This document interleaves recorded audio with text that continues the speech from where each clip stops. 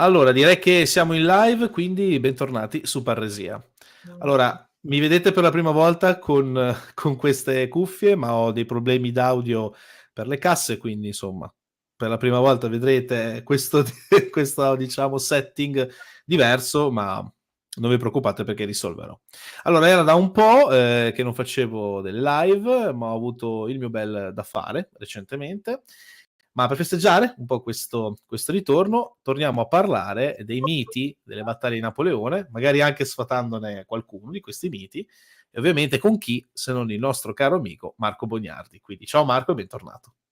Ciao Luca, è sempre un piacere fare delle live con te, anche se sono impegnative perché mi devo preparare bene, perché l'idea è sempre di cercare di fare qualcosa di nuovo, di non ripetermi sempre con le solite cose, e quindi insomma è importante anche per chi ci ascolta, per il pubblico, cercare sempre di essere attrattivi. Poi devo dire, parlavo l'altro giorno con la mia compagna, a me fa piacere fare le live con te perché sei un gestore di live molto attento, delicato, anche se si dice qualcosa di fuori posto, tu comunque non intervieni mai a gamba tesa e mi fa piacere, ecco.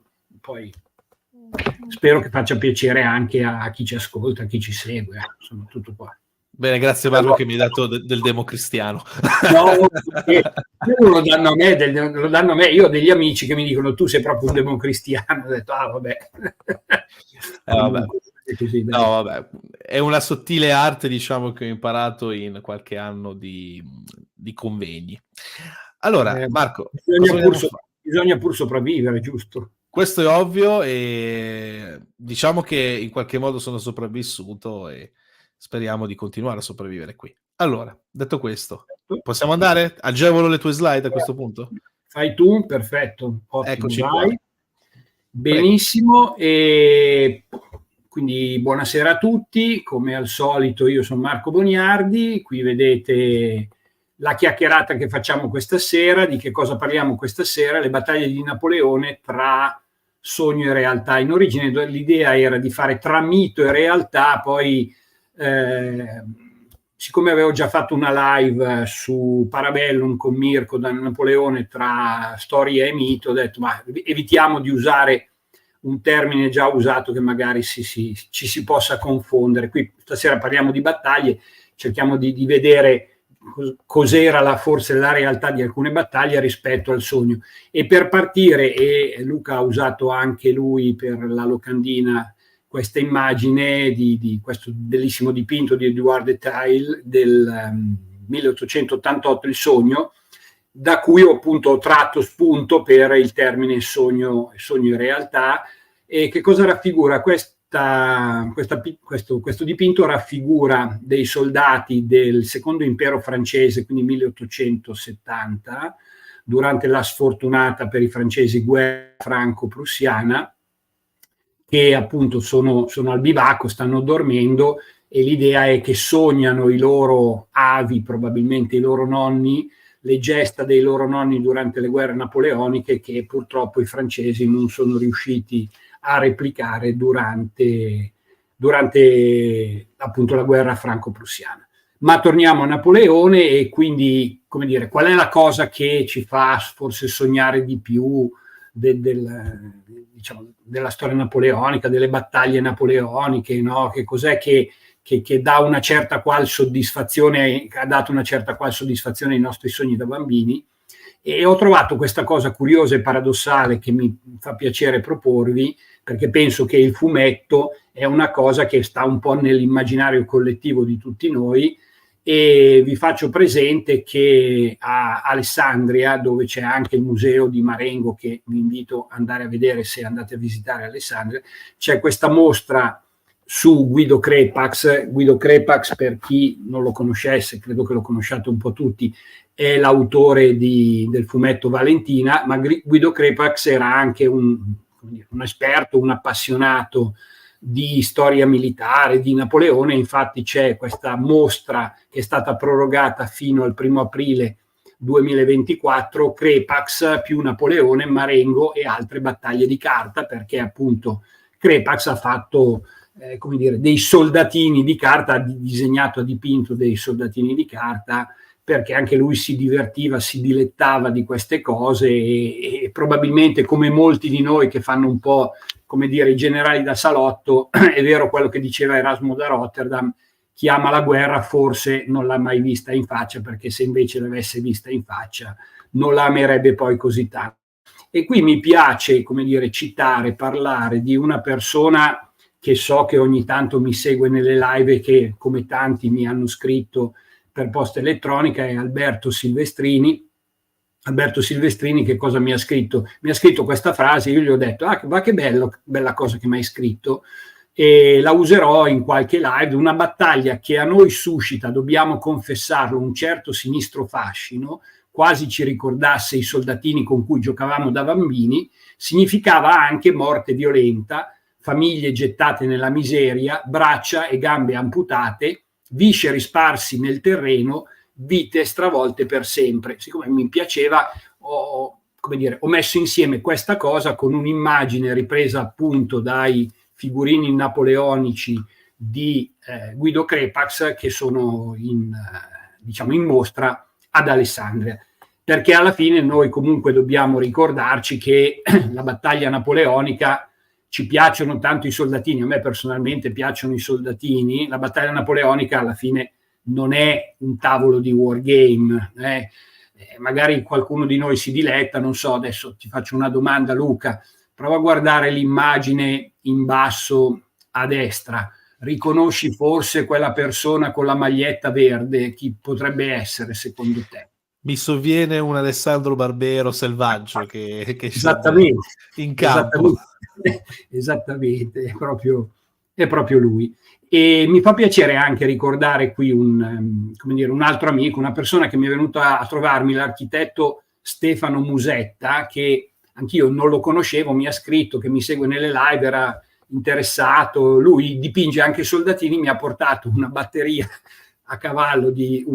di artiglieria a cavallo austriaca, mi ha portato i soldatini, mi ha portato questi figurini dipinti da lui, a me ha fatto particolarmente piacere e quindi volevo ringraziare anche lui in questa live. Caro architetto, se vuole può inviare anche a me, perché a me piacciono ugualmente, quindi insomma io accetto ben volentieri. Grazie. E quindi niente, questa sera parliamo un po' di miti, cioè confrontiamo il sogno, la realtà, come ha detto un mio amico che mi ha scritto l'altra sera quando ha visto la pubblicità di questa live, mi ha scritto: è un po' come la canzone di Ligabue, quelli tra palco e realtà. Gli ho detto sì, forse un po' diverso, però qui parliamo tra il mito, la realtà, il sogno e la realtà.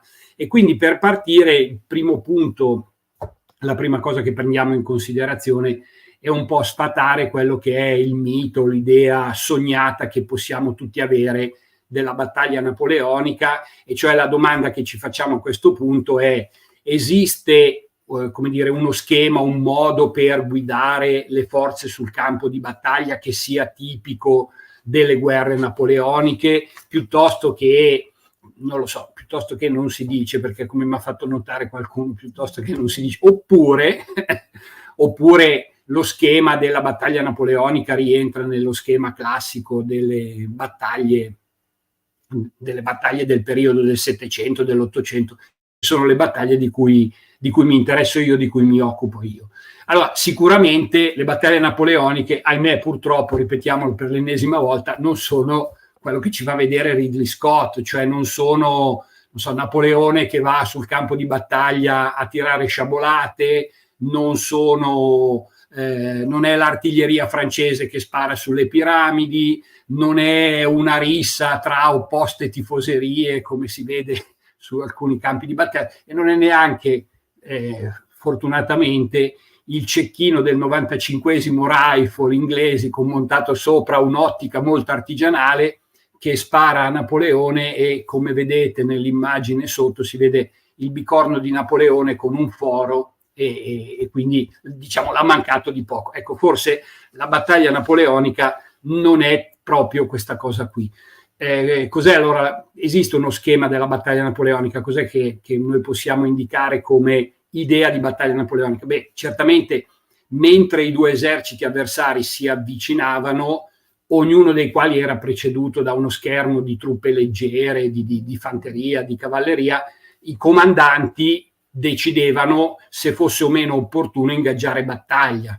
Si pensava di dare battaglia perché c'erano o delle condizioni di superiorità o perché c'erano delle situazioni in cui non era assolutamente possibile o opportuno ritirarsi.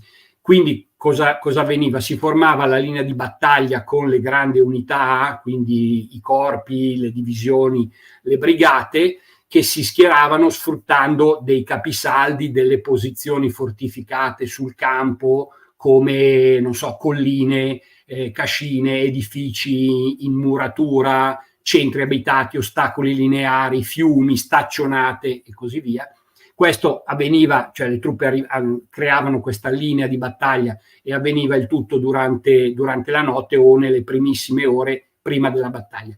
I comandanti di notte cosa avrebbero fatto? Avrebbero scrutato la linea avversaria per cercare di capire quali erano le intenzioni del nemico, comprendere cosa sarebbe stato opportuno fare oppure non fare, e quindi avrebbero inviato degli attendenti con degli ordini, i quali attendenti avrebbero spronato i loro cavalli per portare, come dire, il verbo dei comandanti alle unità. Poi a un certo punto il comandante di uno dei due eserciti avrebbe dato il segnale d'inizio della battaglia, segnale d'inizio che poteva essere, che so, il fuoco di una batteria di artiglieria oppure un attacco su una posizione specifica. La battaglia sarebbe poi cominciata con una serie di attacchi e contrattacchi. L'idea di base non era molto difficile, l'idea era abbastanza semplice. Qualcuno voleva avanzare e conquistare una posizione, l'avversario invece voleva impedirglielo, per cui progressivamente nel corso dello scontro le truppe di prima linea si sarebbero usurate, sarebbero intervenute le riserve e a un certo punto, di solito per le perdite subite oppure per situazioni particolari che si venivano a creare sul campo di battaglia, come ad esempio, non lo so, un'azione risolutiva sul fronte di battaglia piuttosto che sul fianco, la volontà di combattere di uno dei due eserciti veniva meno e il combattimento si esauriva. Alcune unità scappavano, altre si ritiravano in buon ordine. Se l'esercito vincitore era in grado di organizzare un inseguimento, la ritirata poteva trasformarsi in una sorta di rotta e una vittoria tattica poteva diventare un successo decisivo per la campagna militare. Allora, quello che noi abbiamo descritto adesso è in parte vero, ma in parte non è neanche tanto vero, perché quello che abbiamo descritto è più qualche cosa che ricorda i manuali militari.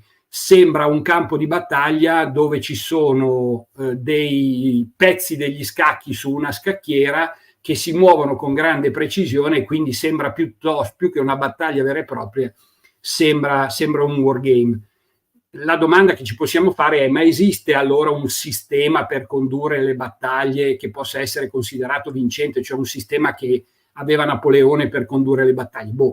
Guardiamo qualche battaglia napoleonica.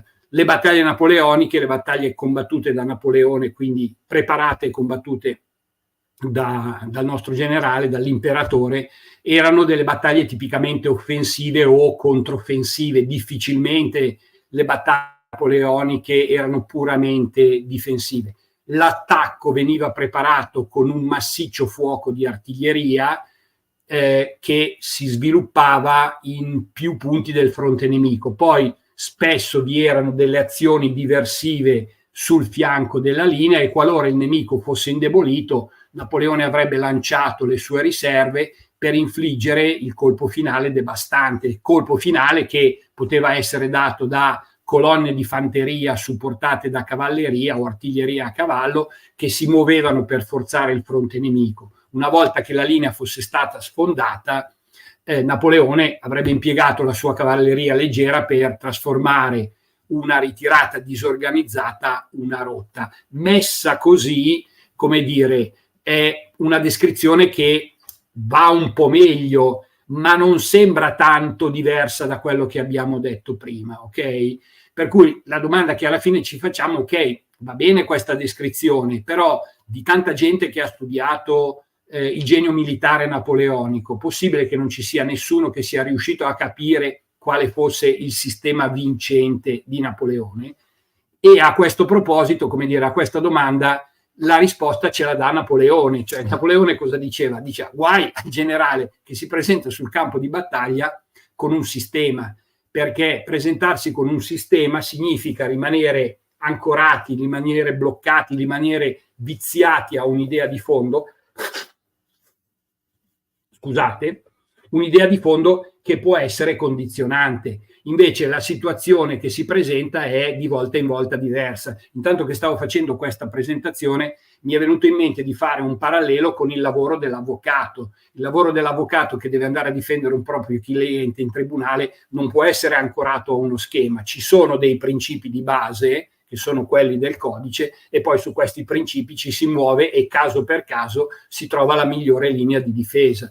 Per cui, come dire, aveva ragione quando Napoleone diceva: si inizia e poi si vede come va, on s'engage e puis on voit, cioè si comincia a fare questo gran casino che è la battaglia e poi si vede come va avanti e si agisce di conseguenza. E infatti se noi esaminiamo le battaglie principali, Marengo, Iena, Eylau, Borodino, Waterloo, o anche battaglie meno conosciute, meno famose, Castiglione, meno studiate, Castiglione, Dresda, Wagram, Friedland, dobbiamo dire che, come dire, la battaglia si sviluppa come un iniziale scontro in un punto del campo di battaglia, per poi evolvere in tante azioni e reazioni che portano a un certo punto all'esaurimento delle forze di uno dei due contendenti. Ok? Quello che dice Napoleone comunque è lo stesso motto che ho io quando devo andare a scuola. Corredato da tante altre bestemmie, però è la stessa cosa che cerco di dirmi come mantra.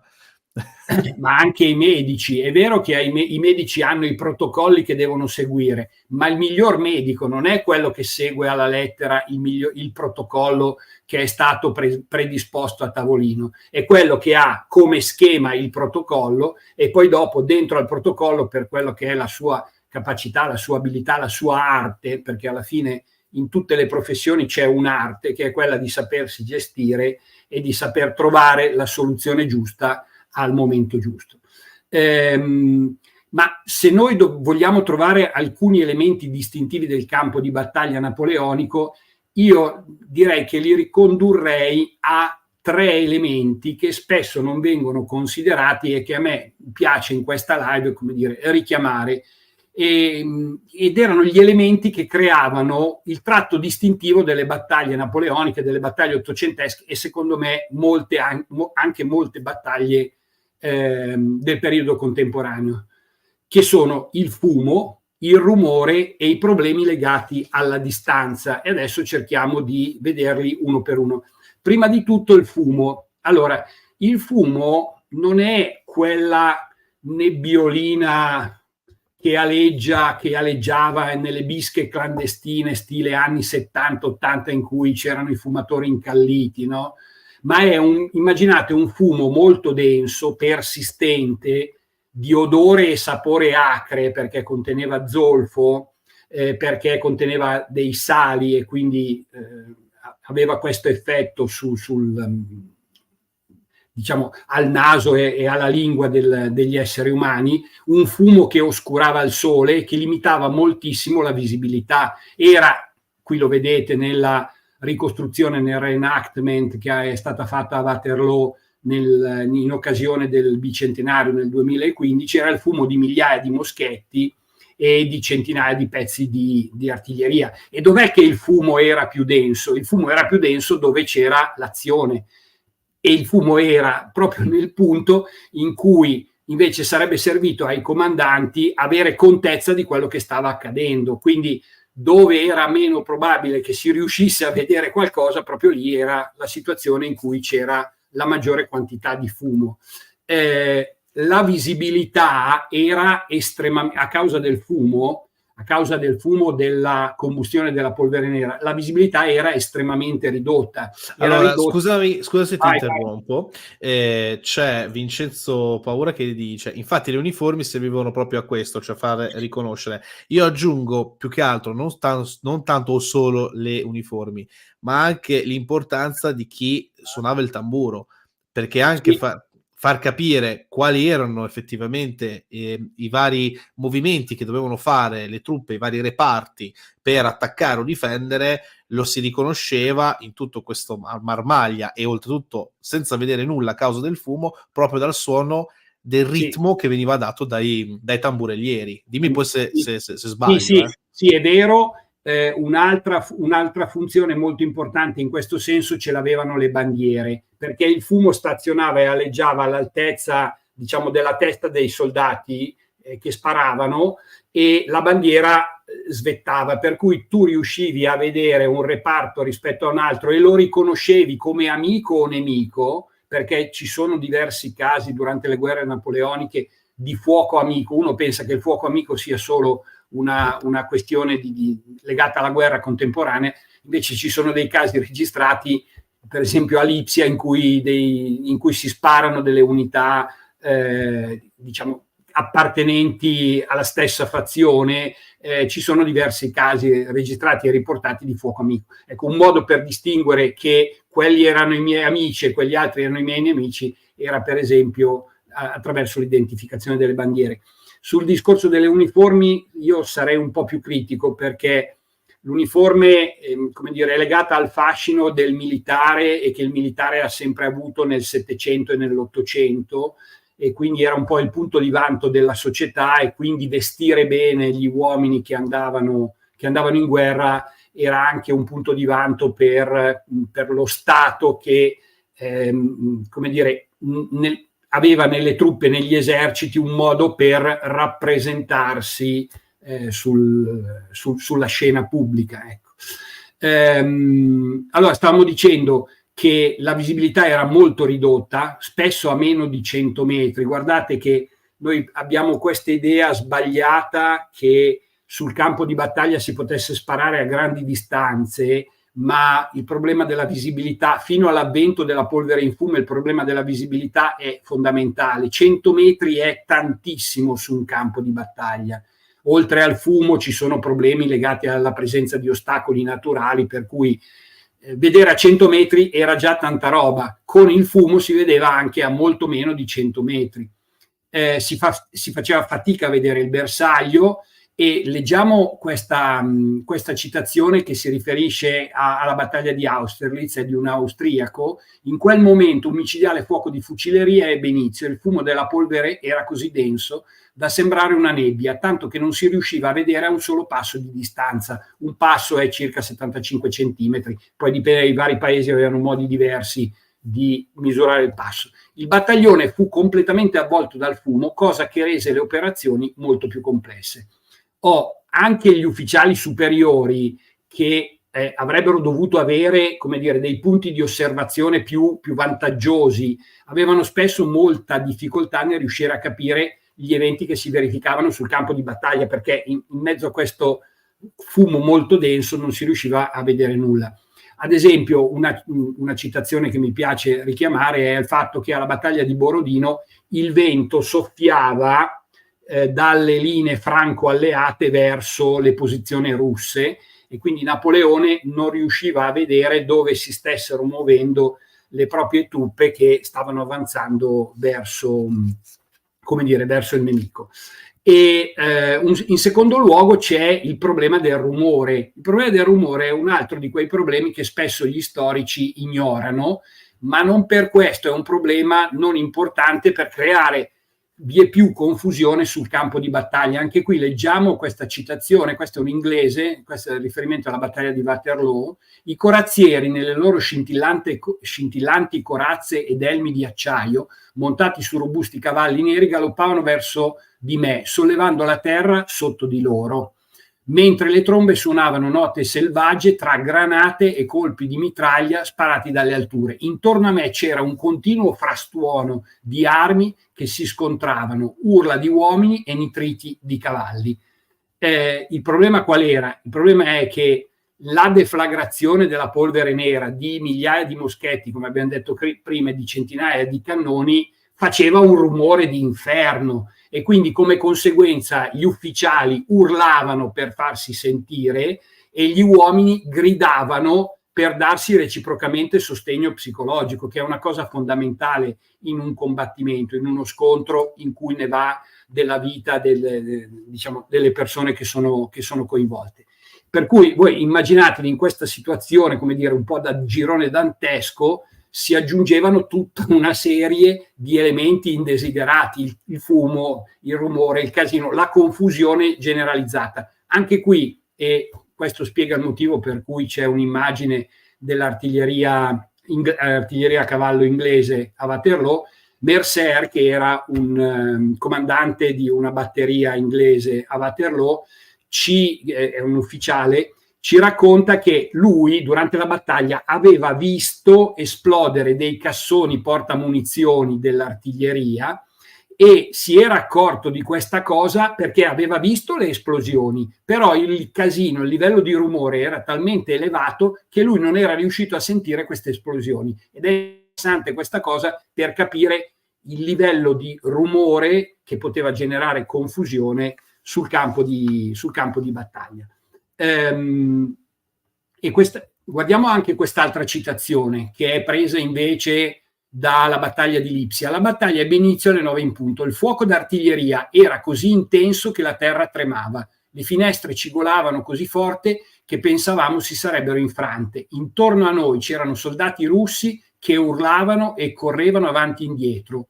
C'era appena spazio per noi dove stare in piedi. A sud e sud-ovest, ovunque guardassimo, vedevamo villaggi in fiamme. Le fiamme da Schönfeld venivano soffiate verso noi da venti forti. Urla, gente che corre a destra e a sinistra. Una terribile esplosione improvvisamente sovrastò tutti i rumori della ritirata, le grida e i pianti dei feriti e il rumore dei carri, travi, assi, blocchi di pietra. Uomini, carri e attrezzature furono scagliati in aria per precipitare di nuovo a terra. Un'enorme nube di fumo si alzò. Ecco, questa specie di... Io ho riportato queste citazioni, tenete conto che ce ne sono tante, a me piace sempre riportare delle citazioni che almeno così ognuno di noi si fa un'idea di quello di cui stiamo parlando, perché io posso avere un'idea leggendo una citazione, però è giusto che tutti noi ci confrontiamo su questo riscontro, no?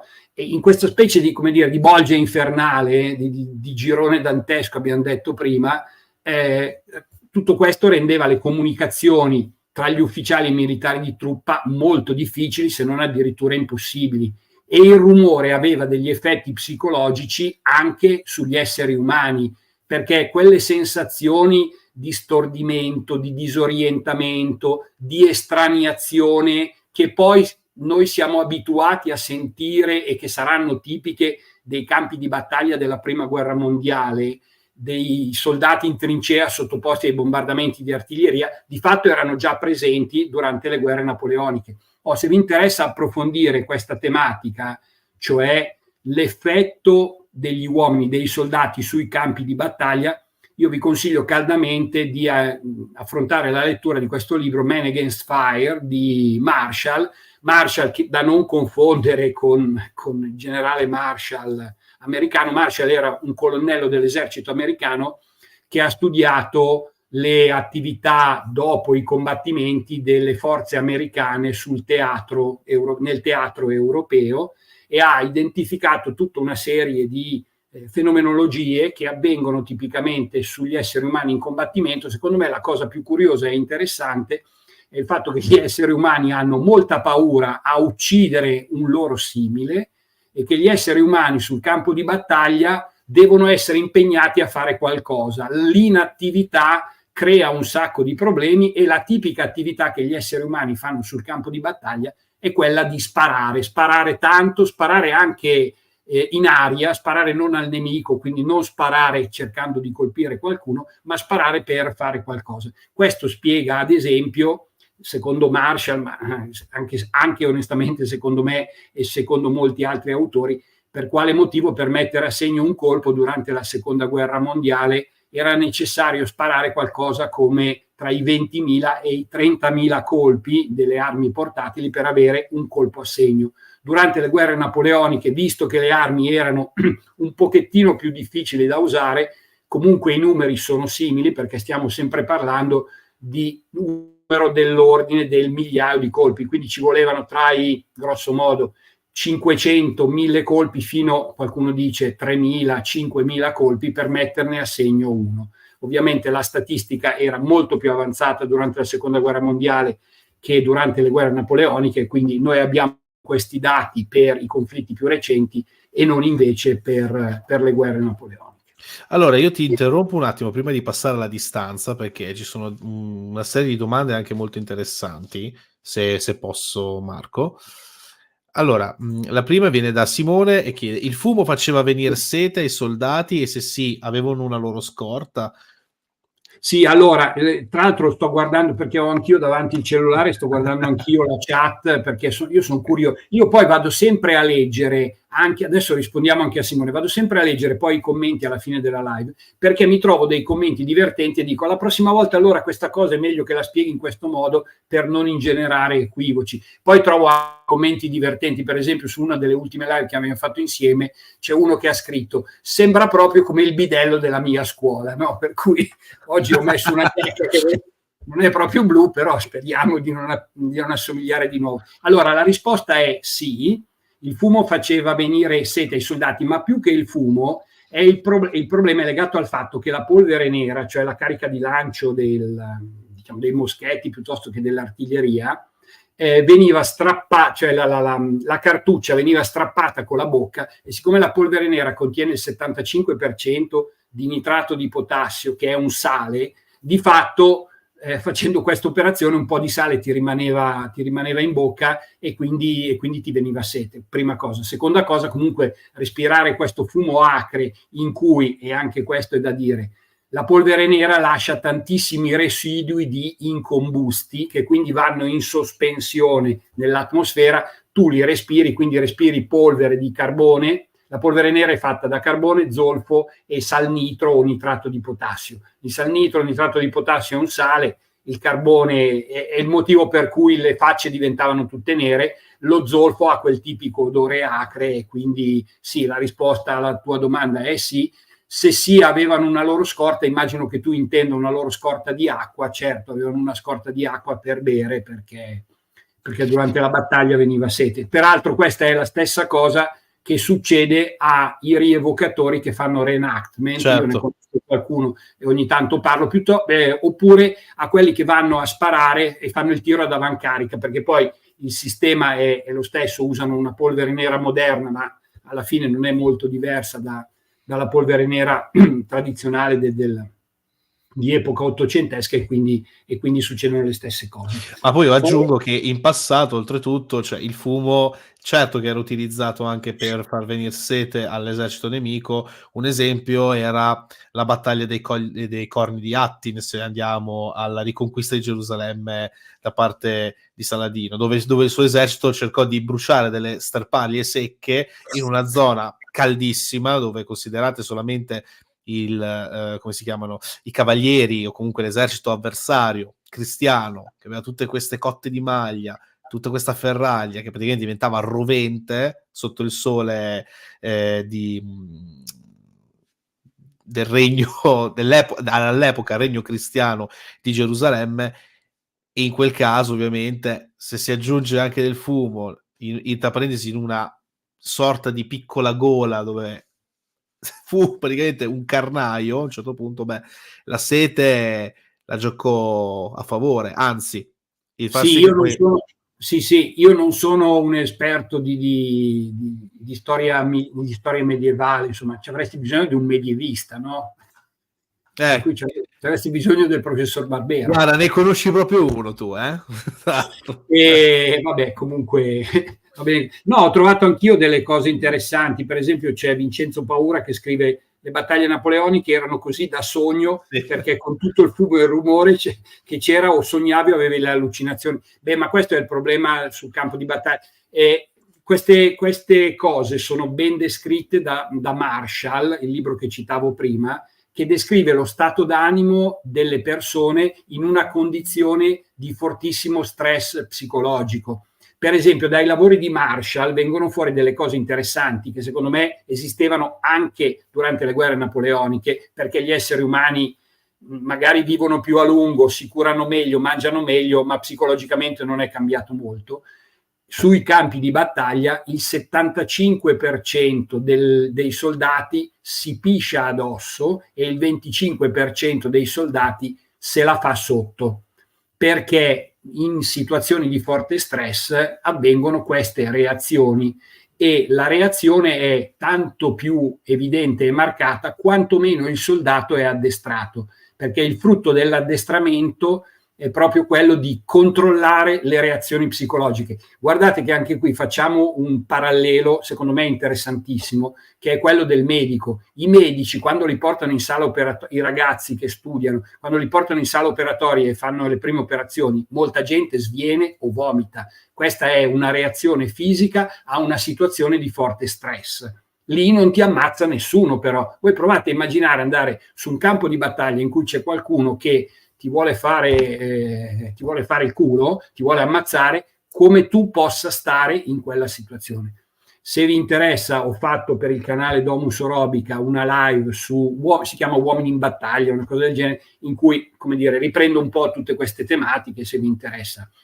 Tornando all'urina, poi tu mi insegni, e volevo anche rispondere a questa domanda di eccoci qua, mi pare sì, di Claudio, cioè durante una battaglia quanti colpi sparava mediamente un soldato. Puoi recuperare una live che avevo fatto con Marco, sempre sul mio canale, riferito proprio alla fanteria napoleonica, e non solo, perché andiamo avanti anche da questo punto di vista fino al circa seconda metà dell'Ottocento. Sì, nella guerra franco-prussiana, prima della guerra franco-prussiana. Esattamente, e ricollegandomi all'urina, perdonami, tu mi insegni poi, Marco, che l'urina veniva anche utilizzata per pulire le canne dei fucili, perché l'acidità proprio tipica dell'urina faceva sì che l'urina ha un pH, dipende da cosa la gente mangia, però ha un pH leggermente acido, 5,5, 5,6, una roba del genere,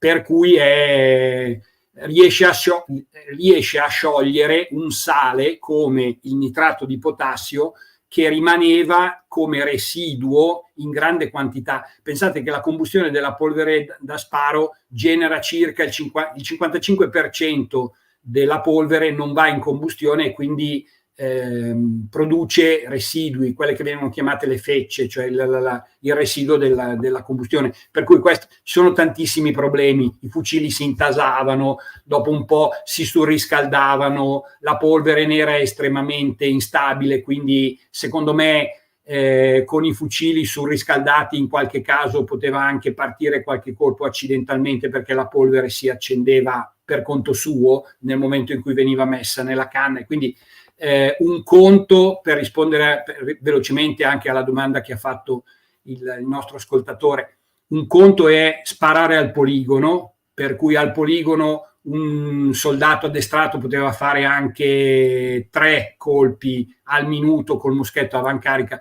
Sul campo di battaglia, secondo me, se era bravo e non faceva troppi pasticci, cioè non dimenticava le operazioni che doveva fare, se era bravo riusciva a farne uno piazzato bene, se era bravo.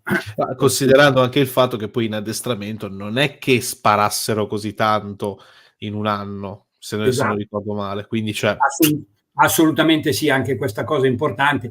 Riprendo quello che hai detto, andate a vedere la live, perché ci sono tanti elementi da approfondire, e quindi secondo me merita un approfondimento.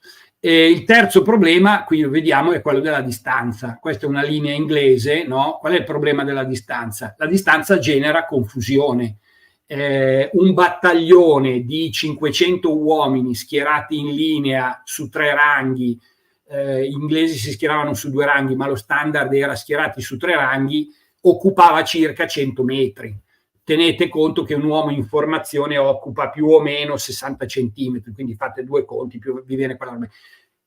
Trasmettere degli ordini a voce, perché non è che avevano i telefonini per parlarsi, 100 metri non è poco, è tantissimo. Poi voi moltiplicate questi 100 metri per un certo numero di battaglioni sul fronte e avrete tutta una serie di distanze grandi, molto grandi, che lavorano contro la capacità dei comandanti di trasmettere gli ordini. Queste grandi distanze cosa significano? Significano tempo per capire cosa sta accadendo in mezzo al fumo e alla confusione, tempo per definire un cambio nelle operazioni, tempo per comunicare il cambiamento degli ordini. E un'altra cosa interessante legata al problema della distanza è il fatto che gli eventi sul campo di battaglia si muovevano, e anche adesso si muovono, più velocemente degli ordini, per cui le prime avvisaglie di panico venivano subito percepite dai soldati. Che so, un'unità che si ritirava improvvisamente, un alto ufficiale che veniva ferito sul campo. Qui ho riportato due esempi particolari, uno inglese e l'altro francese, il ferimento e poi la morte del generale Desé a Marengo, e dall'altra parte la morte di Sir John Moore, che secondo me era il generale inglese al comando dell'esercito inglese alla battaglia della Corugna. Secondo me un generale più valido di Wellington. Se non fosse morto alla Corugna nel 1809, probabilmente a Waterloo avrebbe comandato lui l'esercito inglese. Tutto queste situazioni molto particolari potevano destabilizzare in tempi anche molto brevi lo schieramento e, se nel caso, comportare ad esempio una rotta generalizzata.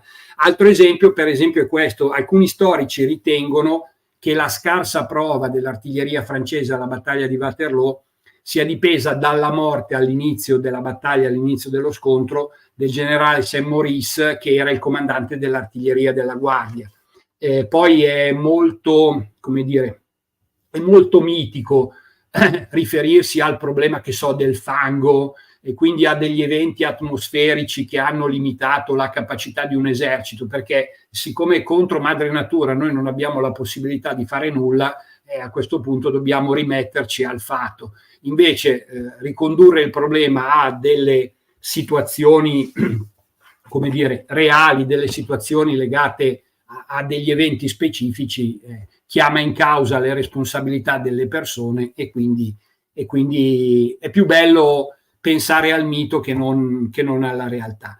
Per fare questa live sui miti io ho chiesto aiuto a tutta una serie di amici, e qui mi piace ricordare e ringraziare per esempio Marco Cioffi, che mi ha dato tanti spunti, mi ha detto parla di questo, parla di quell'altro, piuttosto che tanti amici che conosco e che sono interessati anche loro alle guerre napoleoniche. Vedo per esempio che è collegato in live l'amico Dennis Peroni, che saluto, anche lui mi ha dato degli spunti. Devo dire che tra tutti gli spunti che mi sono arrivati, qui verrebbero fuori più di una live, e ho cercato un po' di sintetizzare, e dopo aver parlato della battaglia adesso ho detto prendiamo la fanteria, la cavalleria e l'artiglieria e prendiamo in esame un mito di una, dell'altra e dell'altra. Il primo mito che prendiamo in esame è quello della fanteria, e prendiamo in esame il mito dei cosiddetti assalti all'arma bianca.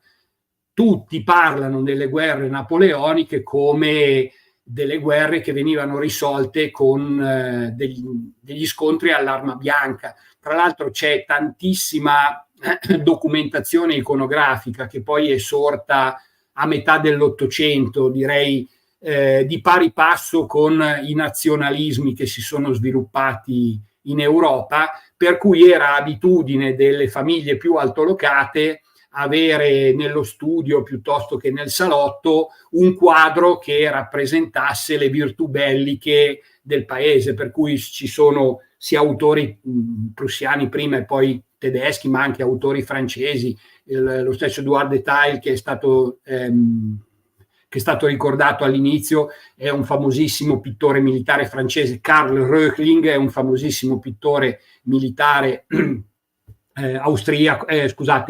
tedesco, prussiano prima e tedesco poi. E qui vedete un esempio, è uno scontro tra la fanteria prussiana e la fanteria credo che sia francese o sassone, adesso non ricordo bene perché l'uniforme nel 13 è molto simile alla battaglia di Grossbeeren.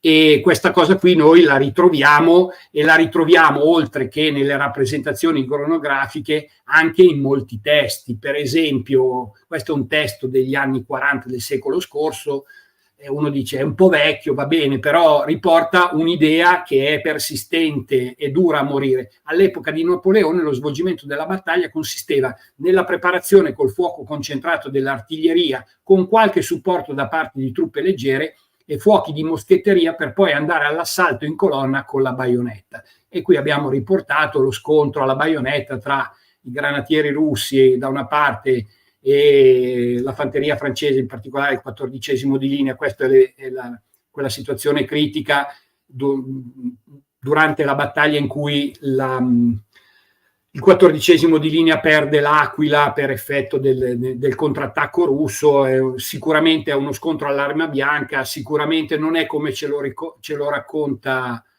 Marbot nelle sue memorie, e probabilmente ci sono tutta una serie di elementi che a noi non sono noti. Questa è una citazione. Un'altra citazione, ad esempio, è questa, sempre parlando delle guerre napoleoniche, quindi parlando di quello che è avvenuto prima dell'avvento delle armi irrigate, che secondo molti storici sono una grande rivoluzione tecnologica.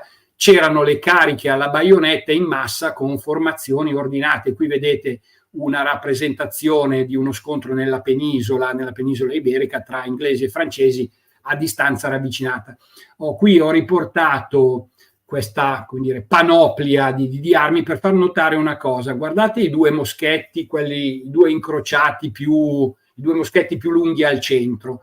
Uno è un moschetto da fanteria di linea, l'altro è un moschetto da fanteria leggera. Vi faccio notare come la lunghezza della baionetta sia diversa, perché la lunghezza della baionetta doveva compensare la lunghezza del fucile, del fucile o del moschetto, in modo tale che la lunghezza complessiva dell'arma da fuoco più la baionetta fosse uguale, perché quando le unità erano nella medesima formazione, per esempio in un quadrato, oppure per esempio in colonna o in linea, diciamo il livellamento delle baionette doveva arrivare alla medesima distanza, e quindi gli schermagliatori, i voltigeur piuttosto che gli Jäger oppure i rifle avevano a disposizione fucili più corti, fucili o moschetti più corti, che erano più agevoli da maneggiare, e però conseguentemente avevano delle baionette più lunghe per compensare la riduzione di dimensione dell'arma.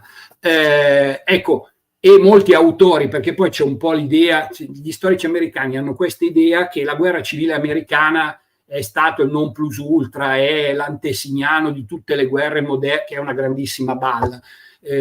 Come tutte le guerre c'è stata un'evoluzione rispetto alle guerre precedenti, e è qualcosa che porta alle guerre successive, ma io non ho mai trovato una vera e propria rivoluzione nella storia militare. Anche qui potremmo fare una lunga chiacchierata sul problema della rivoluzione militare. In parte l'avevamo fatto nella live, non c'eri tu? No, però io ho seguito, ero presente. C'era un'altra persona, anzi altre persone, tra cui anche Mirko e i ragazzi di Accademia dei Pugni, sulla effettiva e parkeriana rivoluzione militare. Esatto. Io sospetto che se da una parte ci possa essere stata effettivamente una rivoluzione in età moderna, tuttavia non si può sempre entrare in un determinismo tecnologico, perché non è che se tornassimo indietro nel tempo noi diamo i mitragliatori ai romani e allora qua conquistavano fino al Cipango, cioè, quindi è una cosa che non è possibile, non esistono le Wunderwaffen, quindi è ora anche un po' di finirla con questa credenza, ecco.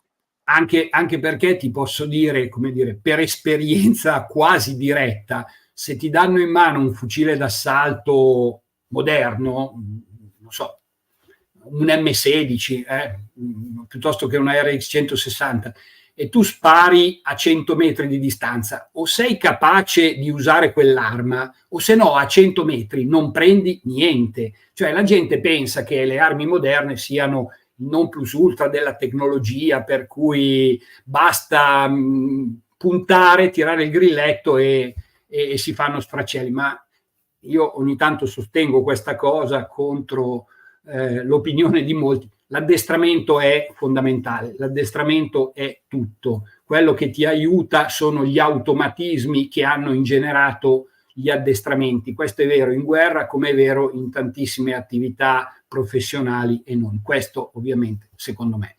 Cosa dicevano molti, cosa dicono ancora molti storici? Vedete, questa è una citazione del 1990.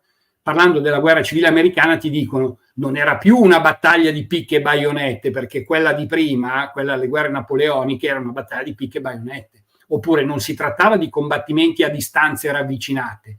Le baionette non davano più un vantaggio significativo, tra virgolette, come era stato fino alle guerre precedenti. Allora ho detto, io visto che faccio l'ingegnere, facciamo una bella cosa. Proviamo ad andare a vedere cosa ci dicono di nuovo le fonti. E noi abbiamo delle fonti interessanti perché la chirurgia sui campi di battaglia aveva cominciato a muovere i primi passi anche importanti. C'era questo chirurgo francese, Dominique Jean Larrey, della guardia, era il chirurgo principale della Grande Armée, che ha lasciato 2 volumi di memorie che sono molto interessanti, ti spiegano anche come facevano dal punto di vista medico le amputazioni e tutti gli effetti. Sono delle descrizioni anche un po' macabre, ma secondo me importanti per capire che cosa succedeva. Ti lascia delle informazioni interessanti. Per esempio, durante la campagna del 1807 il chirurgo francese esaminò le ferite riscontrate su un campo di battaglia. Solo il 2% di tutte le ferite era attribuibile alle baionette. Sempre Larrey studiò anche uno scontro all'arma bianca tra francesi e russi. Il 96% delle perdite erano conseguenti a colpi d'arma da fuoco, il 4% alle baionette. Siccome io queste 2 citazioni le ho fatte vedere anche in un'altra live, poi una persona nei commenti mi ha scritto sì, però un conto sono i feriti, un conto sono i morti, bisogna capire, magari i feriti da armi da taglio, da baionette, poi morivano dopo e quindi... Allora sono andato a trovare e ho trovato una cosa interessante. Ci sono questi 2 autori, scusate, spagnoli, che hanno raccolto i dati statistici, sono estremamente interessanti. Se qualcuno interessa io l'articolo e glielo mando, che riportano le ferite e le armi che hanno provocato queste ferite sui campi di battaglia della penisola. Quindi stiamo parlando della penisola iberica, stiamo parlando sostanzialmente di scontri tra spagnoli e inglesi da una parte e francesi dall'altra. Chissà perché, poverini, gli spagnoli ci si dimentica sempre, ma il peso maggiore della guerra nella penisola iberica l'hanno sostenuto gli spagnoli, non gli inglesi. Allora, vengono fuori cose interessanti. Per esempio, statisticamente, dopo qualche giorno dalla fine della battaglia, le perdite erano grosso modo 80% sono feriti, 20% sono morti.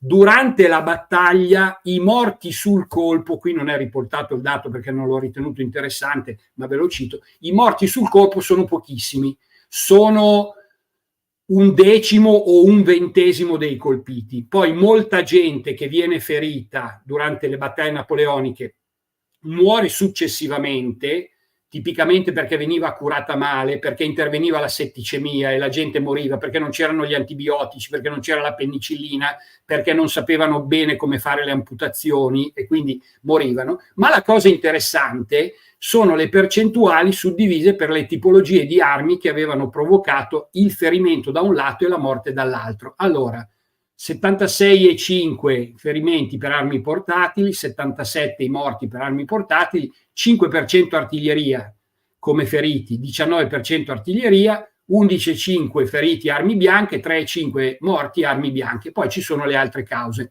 Allora cosa vuol dire? Cosa vuol dire che la percentuale di feriti e morti da armi portatili è identica? Vuol dire che la letalità è confrontabile, vuol dire che quando uno veniva attinto, veniva colpito da una palla di moschetto, avevi una probabilità su 4, quando venivi colpito, di morire, perché di 5 persone colpite una moriva e 4 invece rimanevano ferite.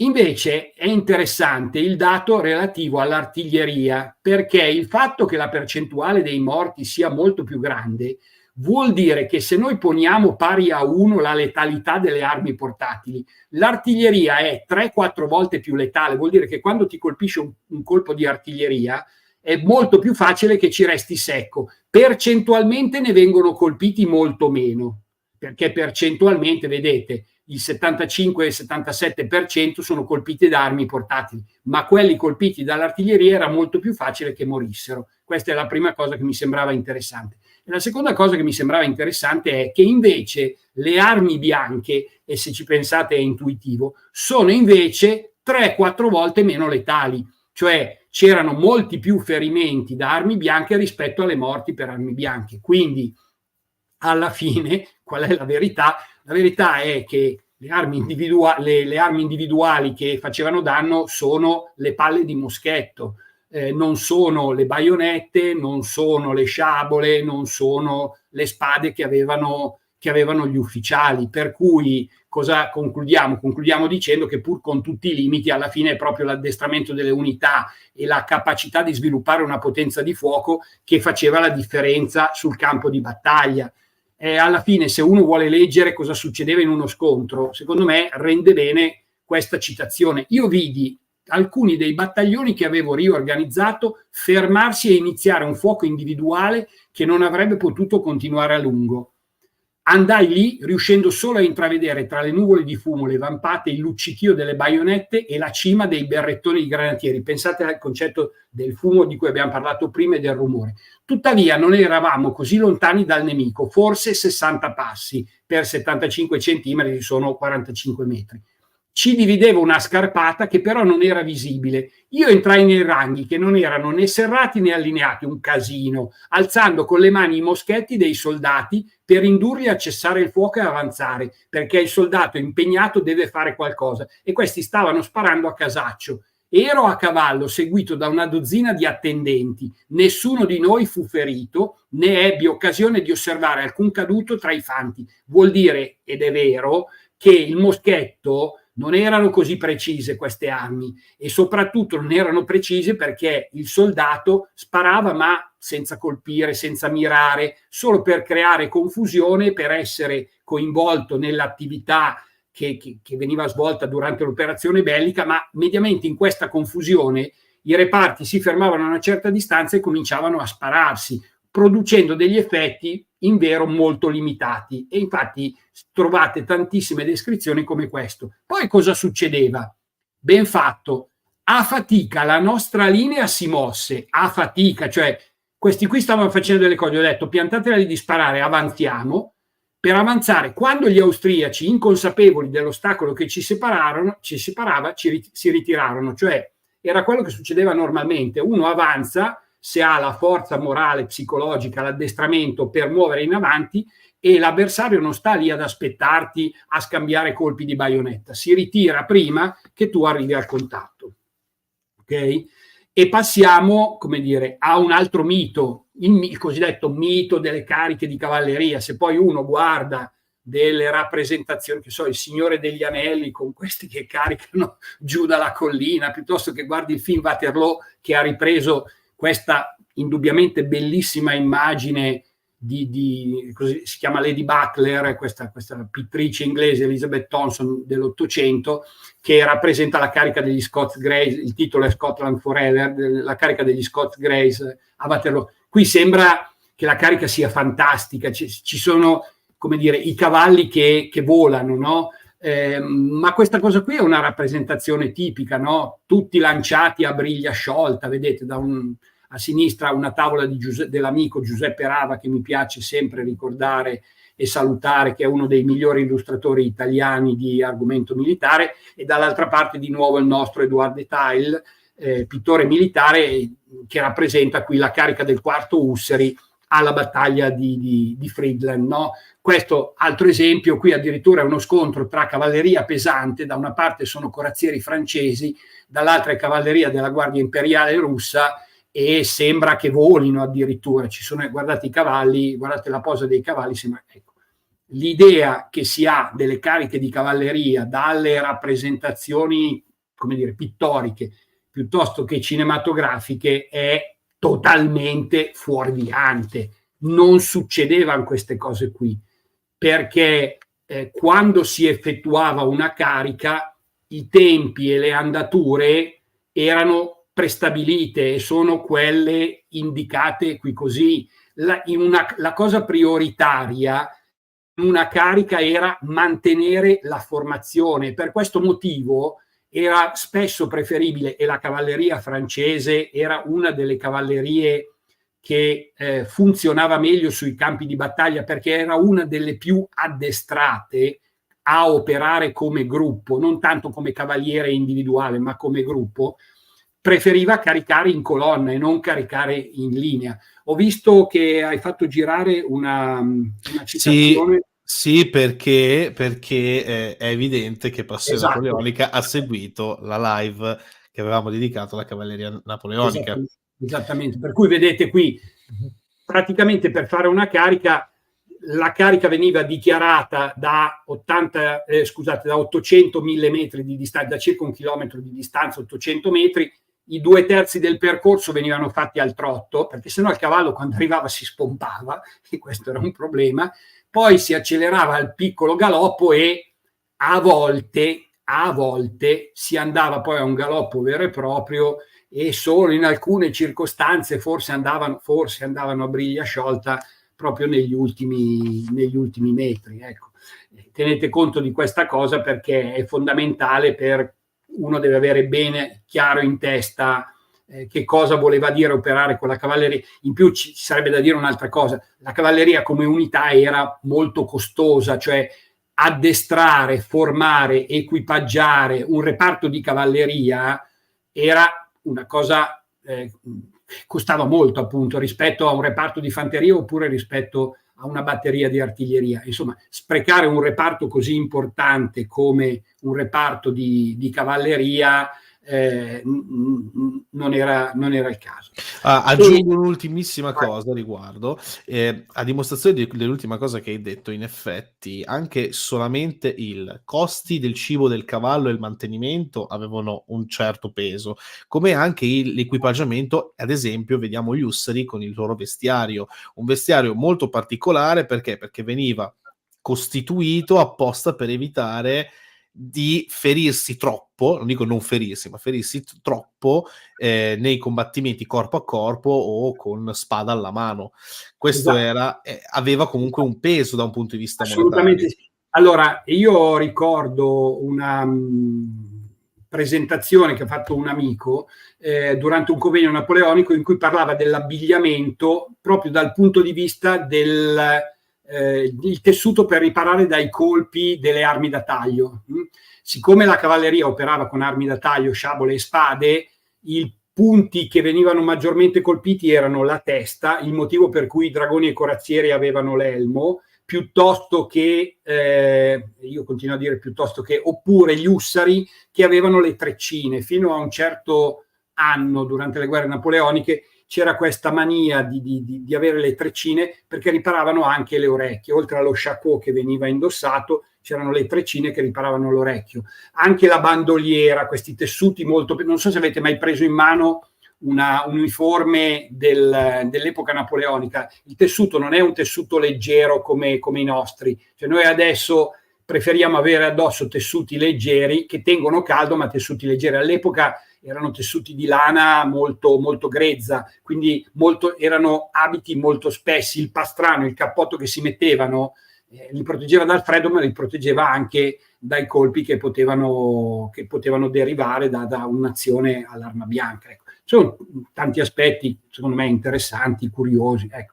Parliamo di un altro mito, le cosiddette le fiammate e i proiettili esplosivi. Anche qui abbiamo ripreso il film Napoleon di Ridley Scott. Questo è alcune immagini dell'assedio di Tolone.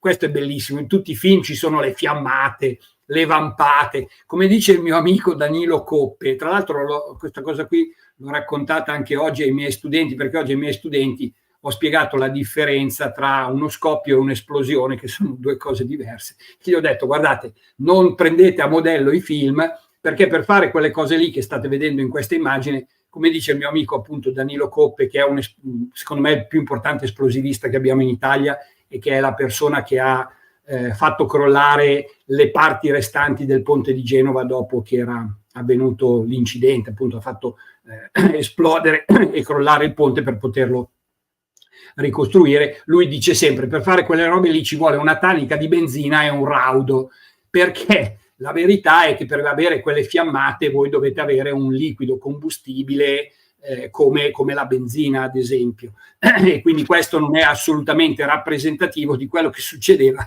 sui campi di battaglia napoleonici, e neanche questo è rappresentativo di quello che succede. Quelle fiammate sulla bocca del cannone proprio non c'entrano molto, e infatti se prendete per esempio delle illustrazioni dell'Ottocento in cui avevano comunque a che fare con la polvere nera con cui erano caricati i cannoni, vedete che non ci sono illustrazioni che vi fa vedere la fiammata, vi fa vedere questa massa importante di fumo, ma certamente non la fiammata. No, tra parentesi, nel Trici vendemmiaio, come potevano esserci queste fiammate se avevano dato dei colpi a mitraglia? No, allora, questo deriva dal allora, l'idea che c'è dietro della fiammata è la carica di lancio, che è la polvere nera, quando tu la incendi fa una fiammata, fa una deflagrazione, perché è una deflagrazione, quindi sì, ma non così, Marco. Cioè, no, dire. Però sia per sparare la palla, sparare la mitraglia, il cannone andava caricato comunque con la polvere. Questo è ovvio, no, questo è ovvio. Io parlo di quanto fuoco c'è. Sì, no, sono d'accordo. Infatti, per cercare, come dire, perché poi penso sempre a chi mi ascolta e dice sì, ma queste cose qui le racconta lui, poi non è vero, perché gli americani sono matti, come sostengo da sempre, e fanno delle cose un po' da matti, che però sono estremamente interessanti. Per esempio, loro hanno i rievocatori della guerra civile americana, in cui le armi, le artiglierie erano del tutto simili, cioè artiglieria ad avancarica caricata a polvere nera, e loro fanno la prova. Specialmente negli Stati Confederati, che ancora avevano comunque armi e artiglieria anche d'epoca napoleonica. Sì, assolutamente. Il principale pezzo d'artiglieria dei campi di battaglia della guerra civile americana è il cosiddetto cannone da 12 libre chiamato Napoleon, non a riferimento di Napoleone I, ma a riferimento di Napoleone III, perché erano pezzi di artiglieria acquistati dalla Francia. Era comunque durante la guerra civile americana, diciamo negli Stati Uniti d'America, alla metà dell'Ottocento c'era il mito della Francia come potenza militare di riferimento per tutto quello che voleva dire l'addestramento, l'armamento. Sarebbe bello fare, siccome poi la gente mi vede parlare sempre delle cose napoleoniche, io non vorrei che le persone pensassero che a me interessa solo le guerre napoleoniche. Io ho approfondito anche, e mi interesserebbe molto parlarne anche della guerra civile americana, oppure della guerra dei 7 anni, metà del Settecento. Le porte sono aperte per te qua. Sì, però siccome io quando faccio queste cose poi mi impegno, metto dentro le fotografie, le immagini, perché ci tengo che le cose siano fatte un po' bene, mi porta via un sacco di tempo. Allora, guardate cosa si vede. Si vede, questo è il pezzo di artiglieria che ha sparato, quello è il proietto che sta andando verso il bersaglio. Guardate l'effetto della polvere nera. L'effetto della polvere nera non è fare la fiammata, perché la fiammata dura 1 millesimo di secondo, ha un'estensione che è molto limitata, dipende dalla quantità di carica, ma è molto più limitata rispetto a quello che si vede. Quello che si vede quando spara l'artiglieria a polvere nera è uno sbuffo di fumo consistente e molto pesante spesso, che è quello che si vede per esempio in queste immagini.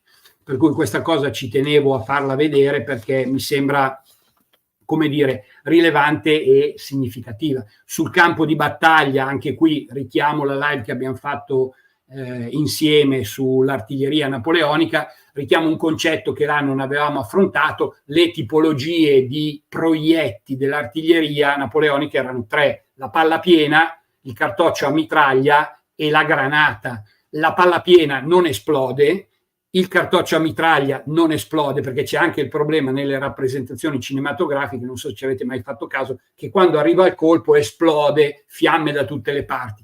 L'unica cosa che poteva esplodere erano le granate, che erano delle palle cave di ghisa con all'interno della polvere nera accese da una miccia nel momento in cui veniva scagliato verso il bersaglio, ma percentualmente, lì ho fatto il calcolo percentuale di quanti colpi a palla piena, a mitraglia e a granata poteva sparare una tipica batteria da campo francese, una batteria da 6 libre. Vedete che le granate se le usavano, perché molto spesso nelle citazioni voi trovate l'indicazione che le granate erano un po' erratiche, a volte non esplodevano perché la miccia si spegneva, oppure la miccia era troppo lunga, per cui quando arrivava sul terreno, se c'era un soldato che era dotato di una certa arguzia, andava lì, strappava la miccia e la granata, la bomba, prima nel 700 le chiamavano bombe, la granata non esplodeva, per cui questo effetto che vediamo nei film ha poco a che vedere con le esplosioni tecniche. La stessa cosa è vera anche con gli esplosivi detonanti, che sono esplosivi, diciamo così, moderni. La palla di fuoco è sempre estremamente contenuta e molto spesso invisibile.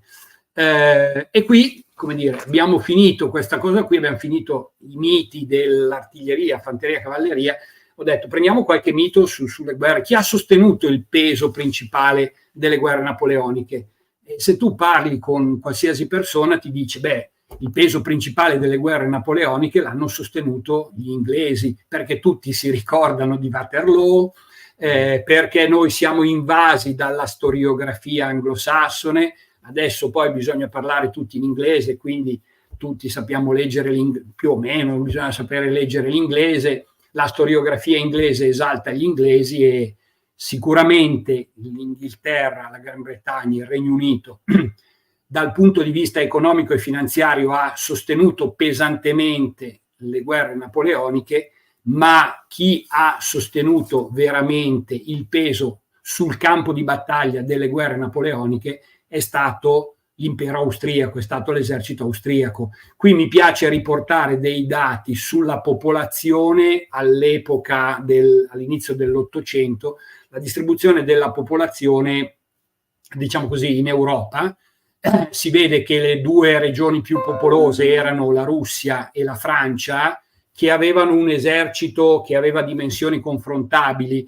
In alcuni momenti la Russia aveva un maggior numero di soldati, in altri momenti era la Francia, ma comunque siamo lì. L'Austria, per contro, con un numero di abitanti, una popolazione molto più ridotta, aveva l'esercito più numeroso in rapporto alla propria popolazione. Qui ci sono anche delle cose interessanti. Si vede ad esempio che l'Italia, se fosse stata unita e senza i campanilismi e diciamo gli antagonismi che ci hanno sempre caratterizzati, sarebbe stata un'area geografica interessante e importante. Io ho stimato all'incirca in 13 milioni il numero di abitanti complessivo di quella che adesso noi diremmo essere l'Italia, perché attorno a Piemonte, Liguria, Toscana, lì avrei dovuto mettere anche il Ducato di Parma, Piacenza, Guastalla. Perché c'è il punto di domanda? Perché erano province della Francia. Perché il Veneto c'è il punto di domanda? Perché faceva parte dell'impero austriaco, quindi non rientrano nell'altro conteggio, e quindi quei 13 milioni non sarebbero stati poca cosa. Un'altra cosa curiosa che vi faccio notare: guardate la popolazione degli Stati Uniti, solo 6 milioni e mezzo all'inizio dell'Ottocento, solo 6 milioni e mezzo. Quindi sui campi di battaglia, come anche ci ricorda quest'altro storico, questo è uno storico inglese di provenienza tedesca, lui è nato in Germania e poi ha vissuto la quasi totalità della propria vita in Inghilterra, Rothenberg. Vi consiglio, se siete appassionati di storia napoleonica, questo testo.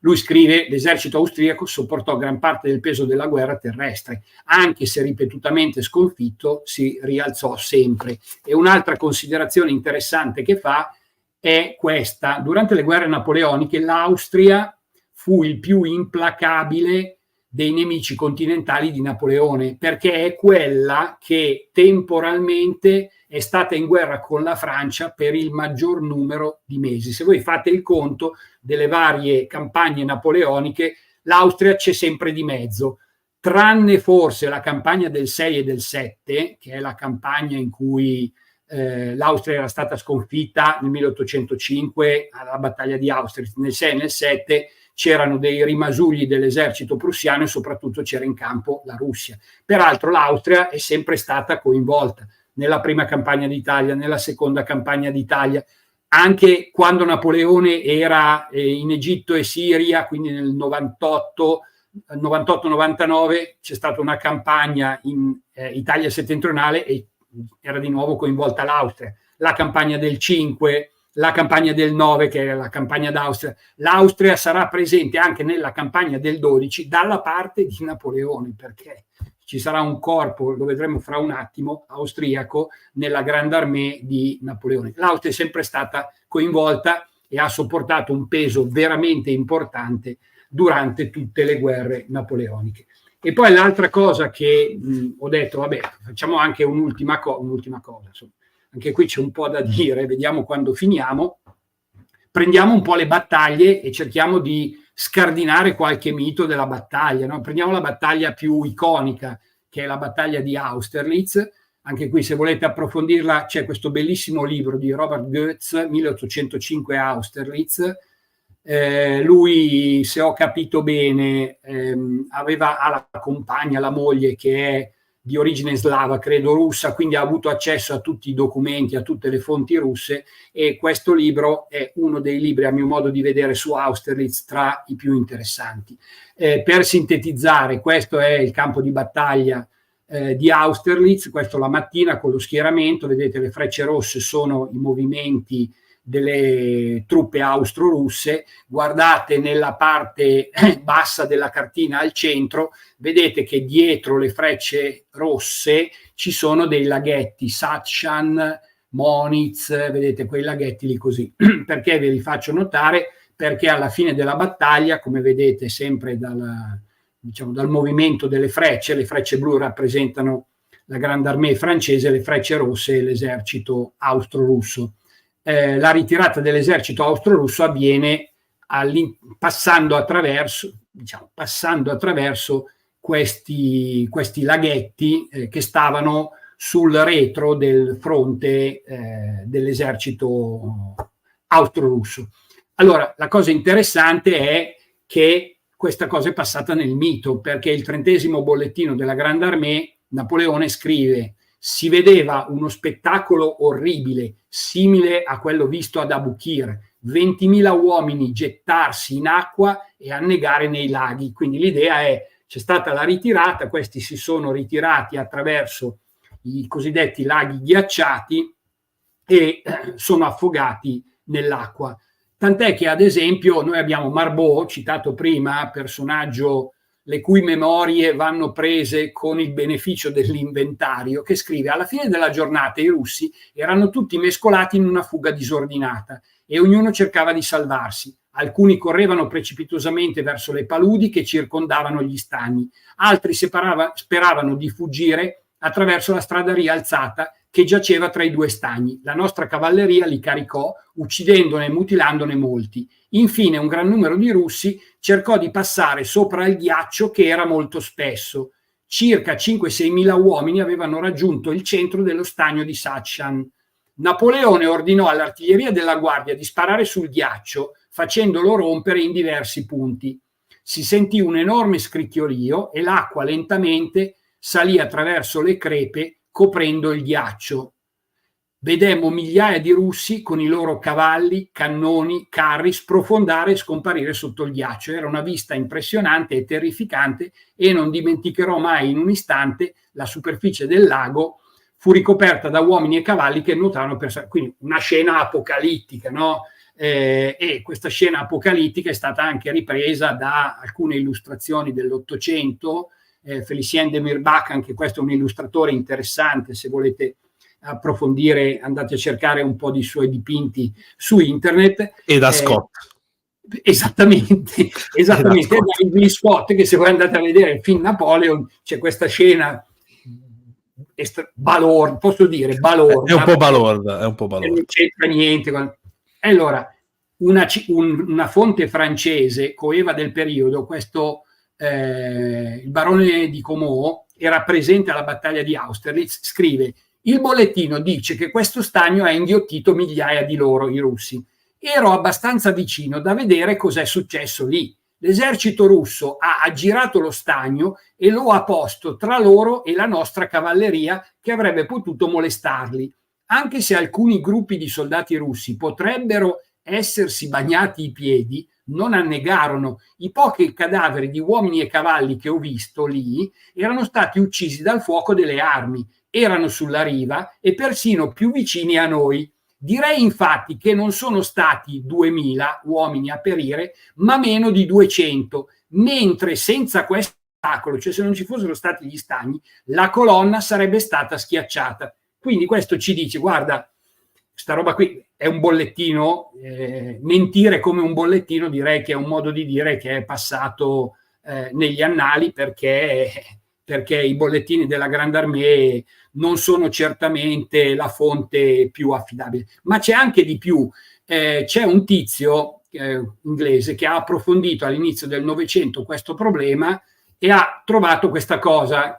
Anche qui ho l'articolo, se a qualcuno interessa glielo mando. Scrive: su ordine diretto di Napoleone al sindaco del villaggio, i laghi furono prosciugati nel giro di pochi giorni dopo la battaglia. Tutto ciò che fu trovato furono 28-30 cannoni, 150 cadaveri di cavalli, ma solo 2, alcuni dicono 3, cadaveri umani. Questi furono trovati tutti in angoli paludosi del lago di Satshan, verso cui evidentemente avevano cercato di ripararsi. Il fatto che tutti gli uomini, tranne 2, fossero scampati, sembra dimostrare che la fanteria, c'è un refuso, l'ho tradotto io, sia riuscita a girare attorno al lago o sia passata in sicurezza, e che i 2 o 3 uomini che perirono fossero gli addetti ai traini o gli artiglieri rimasti impigliati nei cordami o colpiti dalle palle di cannone sparate dai francesi su quel punto e che furono poi trovati lì così, no? Per cui dice, nell'altro laghetto non è stato trovato alcun cannone, traino d'artiglieria o cavallo, né umano né equino.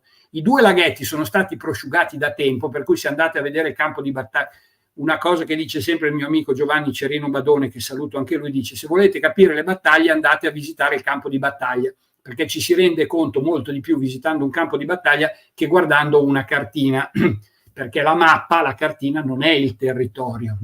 I 2 laghetti sono stati... Scusami Marco, piccolo spoiler, io avrò Cerino Badone alla prossima live.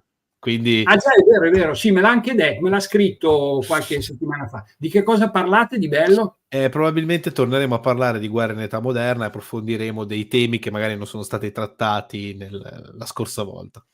Lui ha fatto un bellissimo libro sull'Assietta, sulla battaglia di Italia. Ho visto anche la live da Domus Orobica. Guerra di successione austriaca. Sì, io gli ho scritto qualcosa, cioè ho fatto la revisione del volume alcuni anni fa quando lo stava scrivendo, e sono anche ringraziato all'inizio. Vabbè, comunque, andiamo avanti. La cosa interessante è questo: i 2 laghetti sono stati prosciugati da tempo, tuttavia lì non sono mai state trovate ossa o armi, anche se spesso queste ossa e armi vengono rinvenute in altre parti del campo di battaglia. Questa evidenza, quindi, questo sembra quindi ridurre decisamente le dimensioni della catastrofe a proporzioni molto contenute. Resta solo da chiedersi come mai le narrazioni francesi della battaglia insistano sulla catastrofe del ghiaccio come qualcosa di grandioso e orribile oltre ogni descrizione. È interessante questa considerazione. E poi arriviamo, qui mi faccio tanti amici di sicuro, perché adesso quando parlo della carica di Eylau o Eylau, come ho fatto una volta su Facebook, mi sono sentito tirare dietro di tutto e di più gli anatemi più incredibili, perché la narrazione che ne fa il Chandler, che adesso ci leggiamo insieme, è quanto di più fuorviante ci possa essere. Fu una delle più grandi cariche di cavalleria della storia. Comandava l'attacco d'Alman, che cavalcava alla testa di 6 squadroni di cacciatori, seguito da Murat e dalla cavalleria di riserva, rafforzata da Bessier con la cavalleria della guardia. Se vi interessa, Chandler dice 80 squadroni per un totale di circa 10.000 cavalieri, 10.700 cavalieri. Dapprima gli uomini di Murat travolsero le retroguardie russe che si ritiravano da Eylau. Poi si divisero in 2 gruppi, uno dei quali aggredì il fianco della cavalleria russa, mentre l'altro si aprì la strada a sciabolate attraverso le truppe che circondavano il quadrato di cadaveri nel luogo dell'ultima resistenza del 14° reggimento di francese. Abbiamo visto in una illustrazione precedente. Neppure allora l'impeto di questa fantastica carica si indebolì. Procedendo oltre, le 2 ali di cavalleria si scontrarono con i ranghi serrati del centro di Sachsen, li dispersero, si riunirono ancora dietro le schiere russe e tornarono quindi alla carica sul percorso che avevano già seguito, attraverso le scompigliate unità russe per distruggere le artiglierie che avevano procurato tante perdite agli uomini di Augereau. Mentre i russi, sconcertati, cercavano di riprendere i loro schieramenti, Napoleone, risollevato, ordinò la carica alla cavalleria della guardia per confondere ulteriormente le truppe nemiche e nascondere la manovra di rientro ai sanguinanti e tuttavia esultanti squadroni di Murat.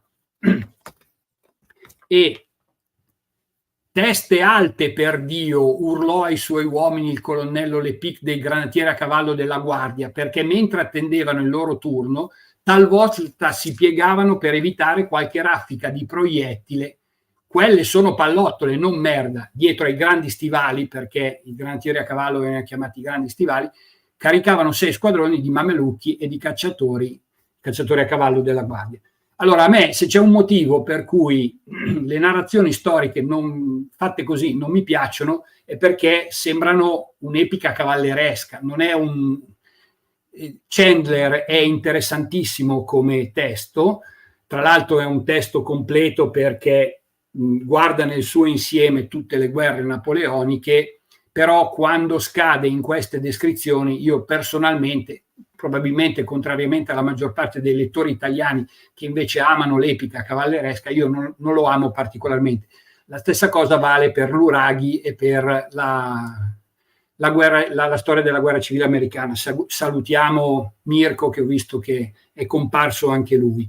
Perché ci sono diverse questioni dibattute sulla carica di Eylau. Per esempio c'è una questione legata al fatto che questa è una descrizione, come dire, un po' in stile western hollywood. Il primo che la critica è proprio John Keegan in The Face of Battle, che conosceva bene Chandler perché hanno lavorato tutte e 2 a Sandhurst, l'accademia militare inglese, a metà degli anni 70, che dice: può apparire incredibilmente complicato e in effetti sembra di leggere una pagina tratta da un Kama Sutra militaresco, esaltante, un po' enigmatico e che probabilmente deve essersi rivelato assai più difficile in pratica di quanto non sembri dal resoconto scritto. Non si capisce se qui si riferisca al fatto del Kama Sutra o alla carica.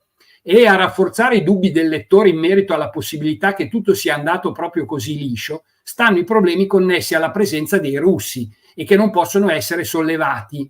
Che cosa facevano quelle migliaia di russi che si trovavano sulla direttrice di una manovra, la quale sarebbe stata a ragione considerata un tour de force, anche se eseguita su una piazza d'armi in tempo di pace? Questo aspetto è importante.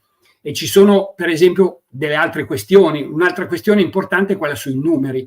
Chandler fa riferimento a un lavoro che è il lavoro di Petre dell'inizio del Novecento, il quale dice i reparti che hanno caricato a Eylau, la grande carica di cavalleria di Murat, sono quelle 4 divisioni più la cavalleria della guardia. La prima cosa che vi faccio notare è che tutti pensano che hanno caricato i corazzieri, invece se ci fate caso la maggior parte dei reggimenti erano reggimenti di dragoni e non di corazzieri. Prima considerazione. Seconda considerazione: se voi fate 80 squadroni e dividete i famosi 10.000 cavalieri per 80 squadroni, vengono 125 cavalieri per squadrone, che sono troppi.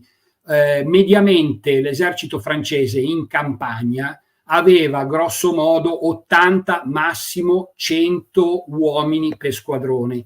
In più è certo che nel 1807, sulla campagna di Polonia, la ripresa della campagna di Polonia dopo l'intermezzo di Varsavia, in cui Napoleone se la spassava con Maria Walewska, certamente i reggimenti di cavalleria francese erano su 3 squadroni, quindi sicuramente non stiamo parlando di 80 squadroni, ma stiamo parlando di un numero molto minore di squadroni. Anche qui, se uno vuole affrontare seriamente il problema, io vi consiglio il libro di Arnold, Crisis in the Snow, che è uno storico americano che ha affrontato anche con fonti russe il problema della battaglia di Eylau. Per esempio, il numero dei cavalieri, cosa ci dice Arnold? Ci dice: i resoconti precedenti, sta parlando di Chandler, indicano che Murat abbia caricato con 80 squadroni rappresentativi di almeno 20 reggimenti. Questo è inverosimile. Apparentemente questi autori non si rendono conto del fatto che la maggior parte dei reggimenti francesi avesse solo 3 squadroni. Inoltre 2 dei reggimenti di Klein erano distaccati con Ney e nessuno dei 6 reggimenti della divisione Milhaud parteciparono a questa azione. I 12 reggimenti che parteciparono alla grande carica avevano in totale 40 squadroni. Quindi se voi fate anche 100 uomini a squadrone, 40 squadroni fanno 4.000, massimo 5.000 uomini. Peraltro bisogna ricordare che la campagna di Polonia, quella che culminerà con la battaglia di Eylau, era cominciata agli inizi di gennaio, per cui la battaglia di Eylau è del 7-8 febbraio, in un mese di campagna c'erano state anche le perdite della campagna. Se noi diamo per buone il fatto che, come ci dicono alcuni storici, le perdite dei reparti di cavalleria durante tutta una campagna fossero dell'ordine del 30-40%, in una situazione disagevole come quella della Polonia a gennaio, primi di febbraio, noi non possiamo sottostimare meno di un 10% di perdite dovute alla campagna. Quindi certamente la carica non è stata fatta da 10.000 uomini, ma da 4.000-5.000 uomini. Poi c'è il problema delle condizioni climatiche. Petre, che invece ci dà molte più informazioni di Chandler, ci dice una cosa: gli artiglieri non sapevano che c'era ghiaccio. Stava parlando dei laghetti, perché anche lì vicino ai Eylau c'erano dei laghetti. Se lo avessero saputo, non è affatto certo che avrebbero potuto romperlo attraverso i 3 piedi o più di neve che lo proteggevano da tutto tranne che da un fuoco con tiro parabolico. Quindi questi ci stanno dicendo che sul campo di battaglia c'era giù 1 metro di neve. 3 piedi o più di neve vuol dire 1 metro di neve, 80-90 centimetri. Come fa la cavalleria a caricare in 80-90 centimetri di neve? Se qualcuno è andato a cavallo, sa i problemi che ci sono della a manovrare con dei cavalli sulla neve con un fondo ghiacciato. Ma questa cosa ce la dicono anche loro. Il colonnello Giraud, che era il comandante dell'artiglieria durante la campagna di Russia, quindi anni dopo, con un esercito molto meglio equipaggiato dell'esercito francese nella campagna del 7, ci dice una cosa interessante. Ci siamo imbattuti in una nuova difficoltà. La superficie scivolosa della neve indurita non offriva alcuna presa agli zoccoli del cavallo. Avevamo delle riserve di chiodi da ghiaccio, ma non li avevamo utilizzati per ferrare i cavalli. Anche questo non sarebbe stato sufficiente, perché dopo diverse ore di marcia le punte dei chiodi, affilate come diamanti, si sarebbero consumate, diventando assolutamente inutili, come abbiamo scoperto in seguito. I ramponi in ferro sono molto migliori, ma avremmo avuto bisogno di più tempo e risorse, vuol dire che non ce li avevano, di quanto ne avessimo per ferrare i nostri cavalli in quel modo. Se nella campagna di Russia non avevano i ramponi o ne avevano molto pochi, io faccio fatica a credere che fossero a disposizione durante la campagna del 7 che arrivava alla fine della campagna di Prussia del 1806. Quindi anche questo è un elemento da tenere presente, per cui, come sostengono in molti, probabilmente la carica è stata eseguita da non più di 5.000 cavalieri, non è certamente la carica di cavalleria più numerosa della storia. Ci sono cariche di cavalleria molto più numerose, per esempio alla battaglia di Liber-Volkwitz, che è una battaglia all'inizio del grande scontro di Lipsia nel 1813. L'andatura fu al trotto, quindi un'andatura molto lenta, in colonna, certamente non un'andatura che si confà con quelle rappresentazioni che abbiamo visto scorrere intanto che vi leggevo queste citazioni, in colonna di squadroni, quindi ogni reggimento incolonnato, uno squadrone davanti all'altro, probabilmente con fronte di un reggimento o forse 2 reggimenti appaiati che hanno caricato insieme. credo che la rappresentazione migliore della carica di Eylau è quella di questo dipinto, di questa immagine di Simon Jean Antoine Faure, che è fatta a metà dell'Ottocento e che vuole rappresentare la carica. Certamente non si vuole negare che la carica ci sia stata, ci mancherebbe, che sia stata importante, che abbia avuto un effetto sulla battaglia, ma certamente la carica non è quella che ci descrive Chandler nel suo resoconto delle campagne di Napoleone. C'è qualche domanda? Ti stai annoiando? Ti stai stufando? Devo smettere? No, vai avanti, scusa. No, fino in fondo. Fino in fondo. Sì. Allora, i miti della campagna di Russia, perché anche la campagna di Russia c'ha i suoi bei miti. Per esempio, il primo mito della campagna di Russia è che è stata l'esercito francese che ha invaso la Russia. Guardate i numeri. Questi sono gli uomini, circa 600.000, sul numero c'è sempre grande incertezza, ma diciamo dei circa 600.000 uomini coinvolti nelle operazioni per la campagna di Russia c'erano certamente 250.000 francesi, ma c'erano 90.000 polacchi, 21.000 uomini del Regno d'Italia, 7.000 italiani delle province francesi e 7.000 del Regno di Napoli. Quindi vuol dire che di italiani nel senso moderno del termine, fate il conto, stiamo parlando di 35.000 uomini. C'era un corpo d'armata austriaco, 35.000 uomini che operava insieme con i francesi.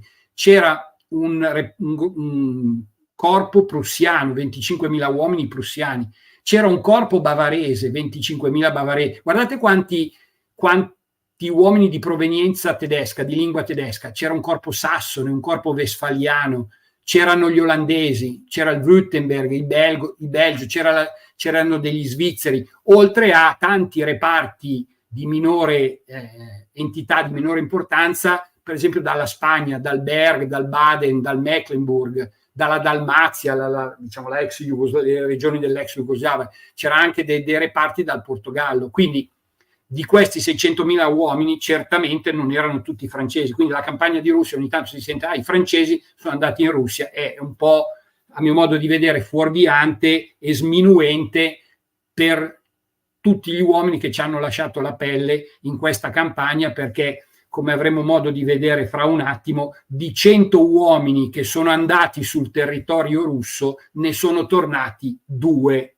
gli altri sono rimasti là prevalentemente come perdite o come prigionieri di guerra.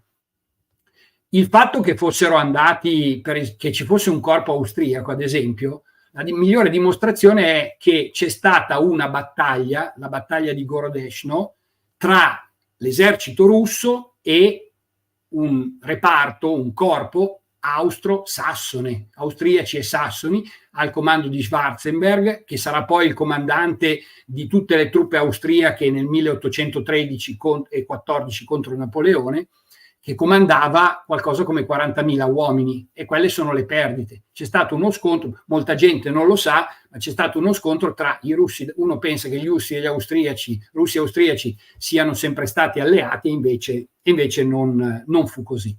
Ecco, un'altra cosa, un altro, come dire, mito della campagna di Russia è il famoso generale Inverno, il fatto che l'esercito francese avesse perso un sacco di uomini a causa delle pessime condizioni atmosferiche, dell'inverno, della neve. Penso che anche tu abbia sentito questa cosa. Se siete interessati ad approfondire seriamente la storia militare della campagna di Russia, io vi consiglio quei 2 volumi che vi ho fatto vedere prima all'inizio, sono 1812 di Paul Britton Austin e poi quello di Nafziger, Napoleon's Invasion of Russia, e in italiano, perché è stato tradotto in italiano, il libro di Adam Zamoyski, Marcia Fatale, che mi è capitato anche di consigliarlo a un amico, appunto sulla campagna di Russia.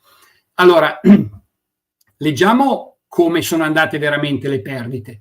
Circa 325.000 uomini del corpo centrale dell'armata avevano attraversato il Niemen, che era il confine con l'impero russo, il 24-25 giugno. Il 3 agosto questo numero era ridotto a 213.000 e 2 settimane più tardi appena 156.000. A mano che si allungavano le linee di comunicazione, sempre più truppe dovevano essere impegnate per controllarle. Le città catturate richiedevano guarnigioni, le strade dovevano essere pattugliate e i ponti custoditi. Sebbene le perdite in battaglia non fossero state particolarmente pesanti, c'erano diversi malati e ancor più sbandati. Il problema della campagna di Russia è stato tipicamente un problema logistico, di mancanza di un'adeguata logistica che supportasse l'esercito.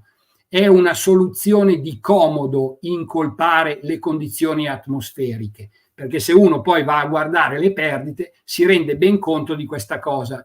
Altra citazione: i risultati furono estremamente disastrosi per le forze francesi. I movimenti delle truppe fu ostacolato, addirittura bloccato, e i vasti convogli di truppe e rifornimenti sulla strada Vilnius-Kaunas divennero disorganizzati. Le strade esistenti divennero poco più che pantani, facendo sì che i cavalli cedessero sotto il carico aggiuntivo. Il ritardo e le frequenti perdite di questi convogli di rifornimento causarono sofferenze sia alle truppe che ai cavalli.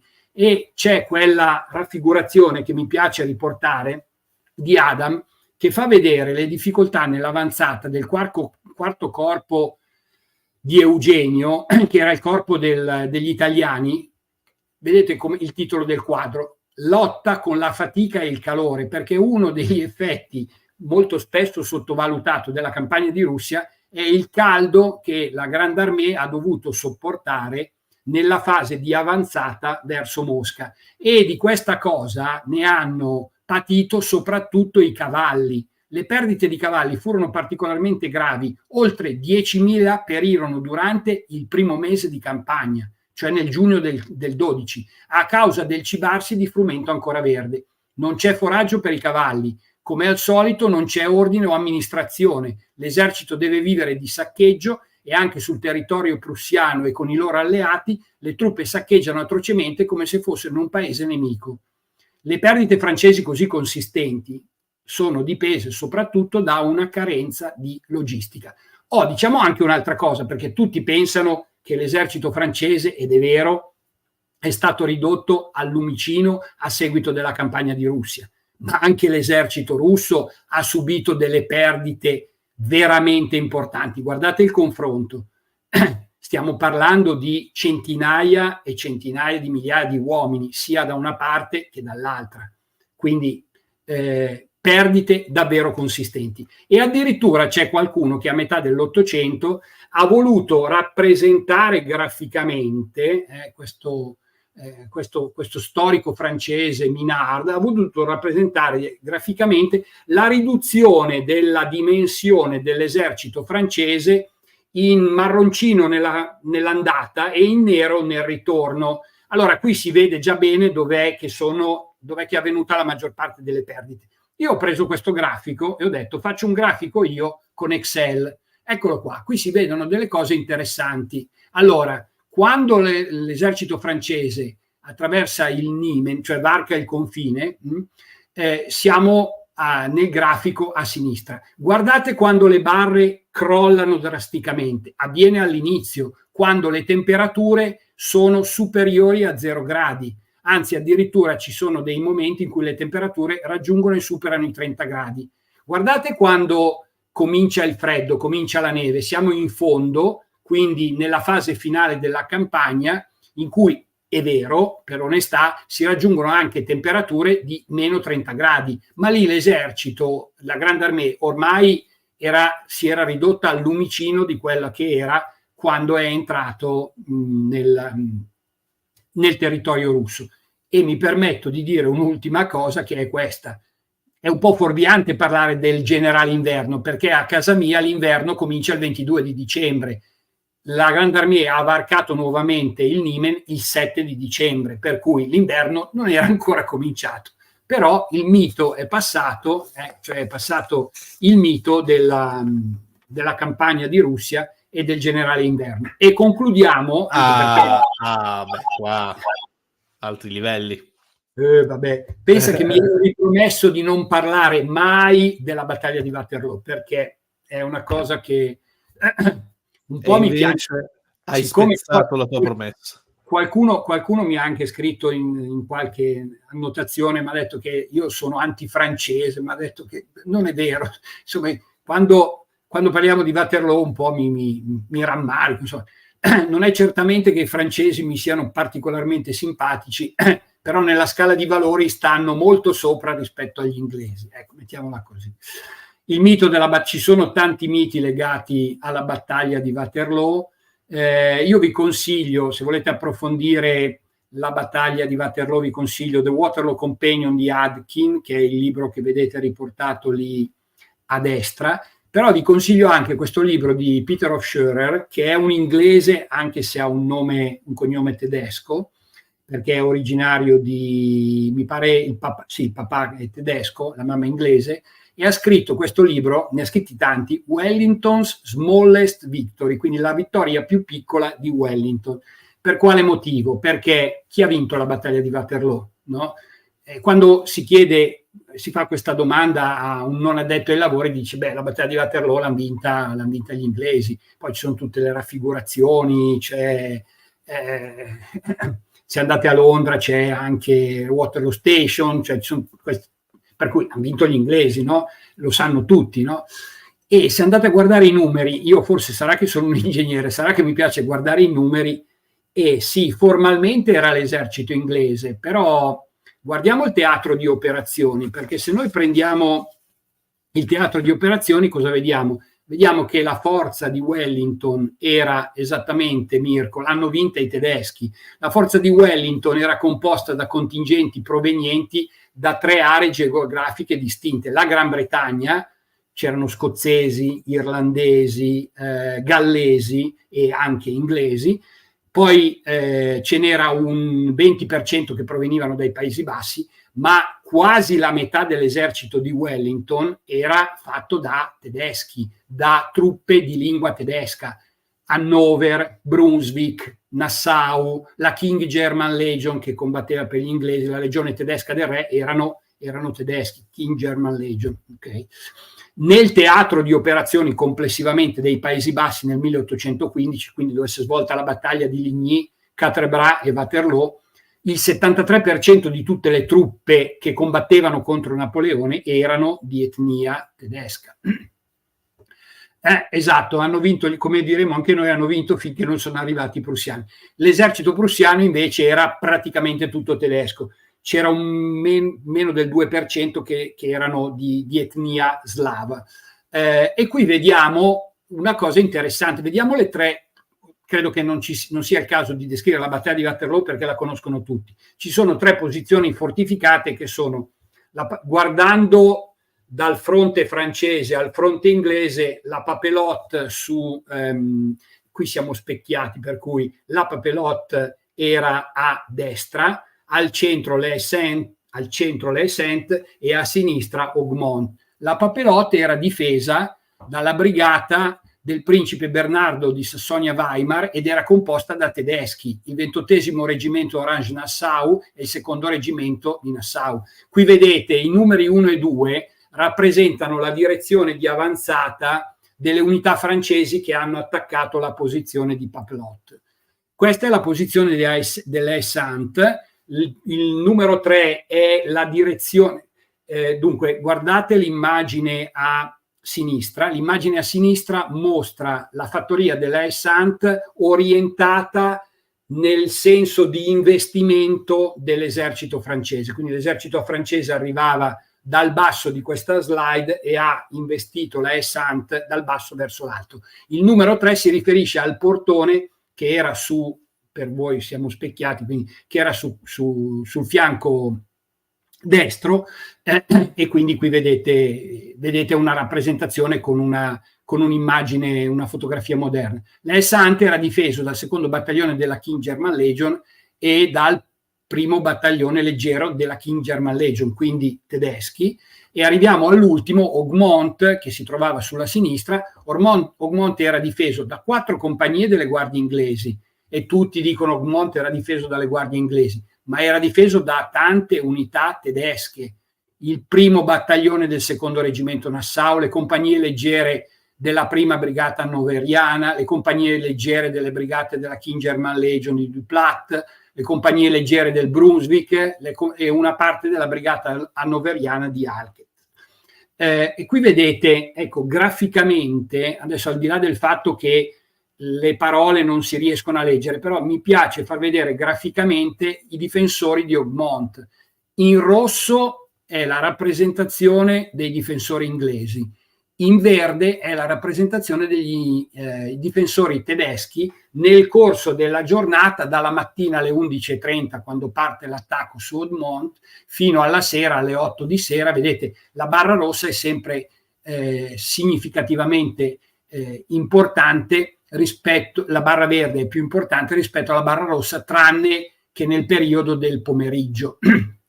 Ok? Per cui tutti questi ragionamenti che noi stiamo facendo a che cosa ci portano? Ci portano a questa conclusione, cioè durante la campagna del 1815 nei Paesi Bassi i prussiani di Blücher fecero sicuramente la maggior parte delle marce e contromarce, dei combattimenti e dei sacrifici in termini di morti e feriti. Se mettete lì il numero di morti, di perdite, le perdite prussiane sono nettamente superiori alle perdite inglesi. Come ha scritto qualcuno, vedete qui così, la Prussia avrebbe potuto vincere questa campagna senza la Gran Bretagna, ma sicuramente la Gran Bretagna non avrebbe potuto vincerla senza la Prussia. Curiosamente però gli storici britannici presentano sempre l'esercito di Wellington come, tra virgolette, britannico e sostengono che la campagna sia stata una vittoria inglese. Questa cosa qui per loro è sempre vera, tranne quando si tratta di attribuire delle responsabilità per delle situazioni negative avvenute sul campo di battaglia. Allora si dice che queste situazioni negative sono dipese da quelle porzioni dell'esercito di Wellington che erano straniere. E vediamo la fine della battaglia di Waterloo. Questi sono gli schieramenti alla fine della battaglia di Waterloo. È interessante vedere che mentre tutti raccontano che i prussiani sono arrivati sul fianco destro dei francesi, se guardate lo schieramento, difatti i prussiani stavano praticamente attaccando le retrovie dell'esercito francese. Wellington alla fine della giornata aveva potuto portare un certo numero di unità spostandole dai fianchi per supportare la prima linea, per fronteggiare l'attacco delle guardie francesi. Ecco, infatti para Scott. Esatto, e poi c'è anche, vabbè, Scott ha fatto un bellissimo film che è I Duellanti, è il suo primo film di ambientazione napoleonica che consiglio a tutti di vedere, perché è molto bello anche per, diciamo, per l'ambientazione, per la mentalità che traspare del periodo napoleonico. E purtroppo quest'ultimo film lascia molto a desiderare. Vabbè, ma essendo britannico guidava dalla parte sbagliata o dalla parte giusta, quindi con loro, allora. Come diciamo qui, Wellington ha potuto accorciare la linea per effetto dell'intervento progressivo dei prussiani di Zieten che arrivavano, lì si vede, dall'alto da destra. Quando prima della battaglia Gerolamo Bonaparte ha sollevato la questione con Napoleone del fatto che Wellington e Blücher avrebbero potuto riunirsi, Napoleone dice: dopo una battaglia come quella di Ligny il congiungimento tra i due alleati è impossibile per almeno 2 giorni, e questo è, e quindi noi abbiamo un'affermazione che sicuramente può essere considerata di parte, ma certamente di uno che era un esperto militare e che era stato presente sul campo di battaglia di Ligny. Quindi va a totale merito dei prussiani il fatto di riuscire a essere intervenuti dopo 2 giorni da una batosta incredibile come quella di Ligny, essere riusciti a intervenire sul campo di battaglia di Waterloo. Tant'è che lo stesso Chandler dice: Wellington difficilmente avrebbe avuto qualche possibilità di vincere da solo, e l'arrivo provvidenziale di un flusso crescente di truppe prussiane sulla destra francese ha indubbiamente spostato l'ago della bilancia della giornata. Quindi lo riconosce anche uno storico che è comunque uno storico obiettivo come Chandler, che è comunque uno storico inglese, e come riconosce anche Seaborn. Seaborn è uno storico inglese della metà dell'Ottocento che ha riportato una miriade di dati e di informazioni sulla battaglia di Waterloo. Anche qui, se qualcuno è interessato, mi scriva, gli giro tutta la documentazione che ho. Il vigoroso attacco di Bülow sulla linea di Lobau, di concerto con l'ultimo assalto su Plancenoit, contribuì in modo determinante a organizzare quel panico generalizzato e fatale che colse l'intero esercito francese, ho aggiunto io, alla fine della battaglia, ok? Perché era l'ultima linea di tenuta dell'esercito francese, era sulla cerniera di Plancenoit, dove è stata impegnata la vecchia guardia. Molta gente ritiene che gli inglesi abbiano respinto sulle colline di Mont Saint-Jean l'ultimo attacco della guardia francese, è vero, ma non era la vecchia guardia, ha attaccato la media guardia e la giovane guardia. La vecchia guardia era a Plancenoit o addirittura non è stata impegnata. Detto questo, anche perché, come dire, sono stanco, non ce la faccio più a parlare dopo 2 ore, terminiamo con quello che disse Napoleone a Sant'Elita: Wellington dovrebbe accendere una bella candela al vecchio Blücher, senza di lui non so dove Sua Grazia, come lo chiamano, sarebbe, ma per quanto mi riguarda certamente io non sarei qui. E anche qui, come dico sempre, un libro, un luogo, un film, come diceva una nota trasmissione televisiva. Un libro, il Chandler, comunque un libro valido, pur essendo un libro degli anni 70, è un libro che merita, che è interessante, che può essere letto, ed è un compendio delle guerre napoleoniche. Un luogo, se non l'avete mai visto, andate a vedere il Museo de l'Armée e l'Hôtel des Invalides a Parigi, dove c'è la tomba di Napoleone. Il Museo de l'Armée è quella struttura quadrata con i tetti azzurri che si vede alla base. L'Hôtel des Invalides invece è quella cupola che compare dove c'è la tomba di Napoleone. Anche perché, scusami se mi interrompo, molti ex marescialli di Napoleone saranno poi coloro che dirigeranno poi les Invalides, tra l'altro. Sì, esatto. Quindi. E come film, ho detto, non mi voglio ripetere con i soliti film, a me piace sempre citare i duellanti, però l'ho già citato un sacco di volte. Guardate Guerra e Pace, non quello di Hollywood, ma quello di Bondarchuk, che è stato girato nel 68-69. Secondo me è bello, le scene di battaglia sono coinvolgenti, le uniformi sono belle, interessanti, fatte bene. Come dire, da appassionato del periodo napoleonico, quando guardo un film guardo anche questi dettagli, queste minuzie. E per concludere, come dico sempre, ringrazio tutti, spero di non avervi annoiato. Se qualcuno voresse questo file non ha che da scrivermi e glielo mando senza alcun problema. Ecco, tutto qui. Ti ringrazio e se c'è qualche domanda, vediamo se sono in grado di rispondere. Vedo che comunque continuiamo ad avere un certo numero di ascoltatori, nonostante abbiamo tirato in lungo. Eravamo a più di 80 fino a un attimo fa, adesso. No, ma la cosa infatti mi piace molto, anche perché Napoleone è... Ultimamente non so se hai notato che molti, anche i miei colleghi, non solo italiani ma anche esteri, stanno investendo molte energie anche su determinati video di divulgazione sull'epopea napoleonica, quindi attira sempre molto il personaggio, e queste insomma live un po' più tecniche su certi spunti servono a tutti. Mi fai dire una cosa, perché ho visto un commento che merita una considerazione. Passione Napoleonica scrive: consiglio il libro di Luca Ratti, La battaglia di Malojaroslavets, che è la cosiddetta battaglia degli italiani nel 1812 nella campagna di Russia. Mi piace citarlo perché prima di tutto è un libro che ho, è un libro interessante, è fatto da una persona, Luca Ratti, che era un avvocato di Milano, che purtroppo era più giovane di me, purtroppo è morto qualche anno fa, gli è venuto un infarto e stanno cercando di ripubblicare questo libro perché la prima edizione è andata esaurita, ma è un libro interessante perché su Malojaroslavets non c'è nessuno che abbia scritto in maniera diffusa. Ecco. È uno scontro molto particolare in un centro abitato, ma ha visto coinvolto tantissime truppe del Regno Italico e io come sempre tante cose non le ho raccontate, però ho visto questa cosa, ho detto questo merita di essere citato perché Luca Ratti era una persona di grande valore e mi spiace che non sia più con noi, ecco, tutto qua. Intanto io guardo, io no, figurati. Sì, beh, recuperatela. No, sto scherzando, Paolo. Dunque, c'erano delle domande che adesso non ti pongo nuovamente perché penso che la risposta la troverete nelle 3 live che abbiamo fatto su fanteria, cavalleria e artiglieria napoleonica. Lì trovate tutte le risposte.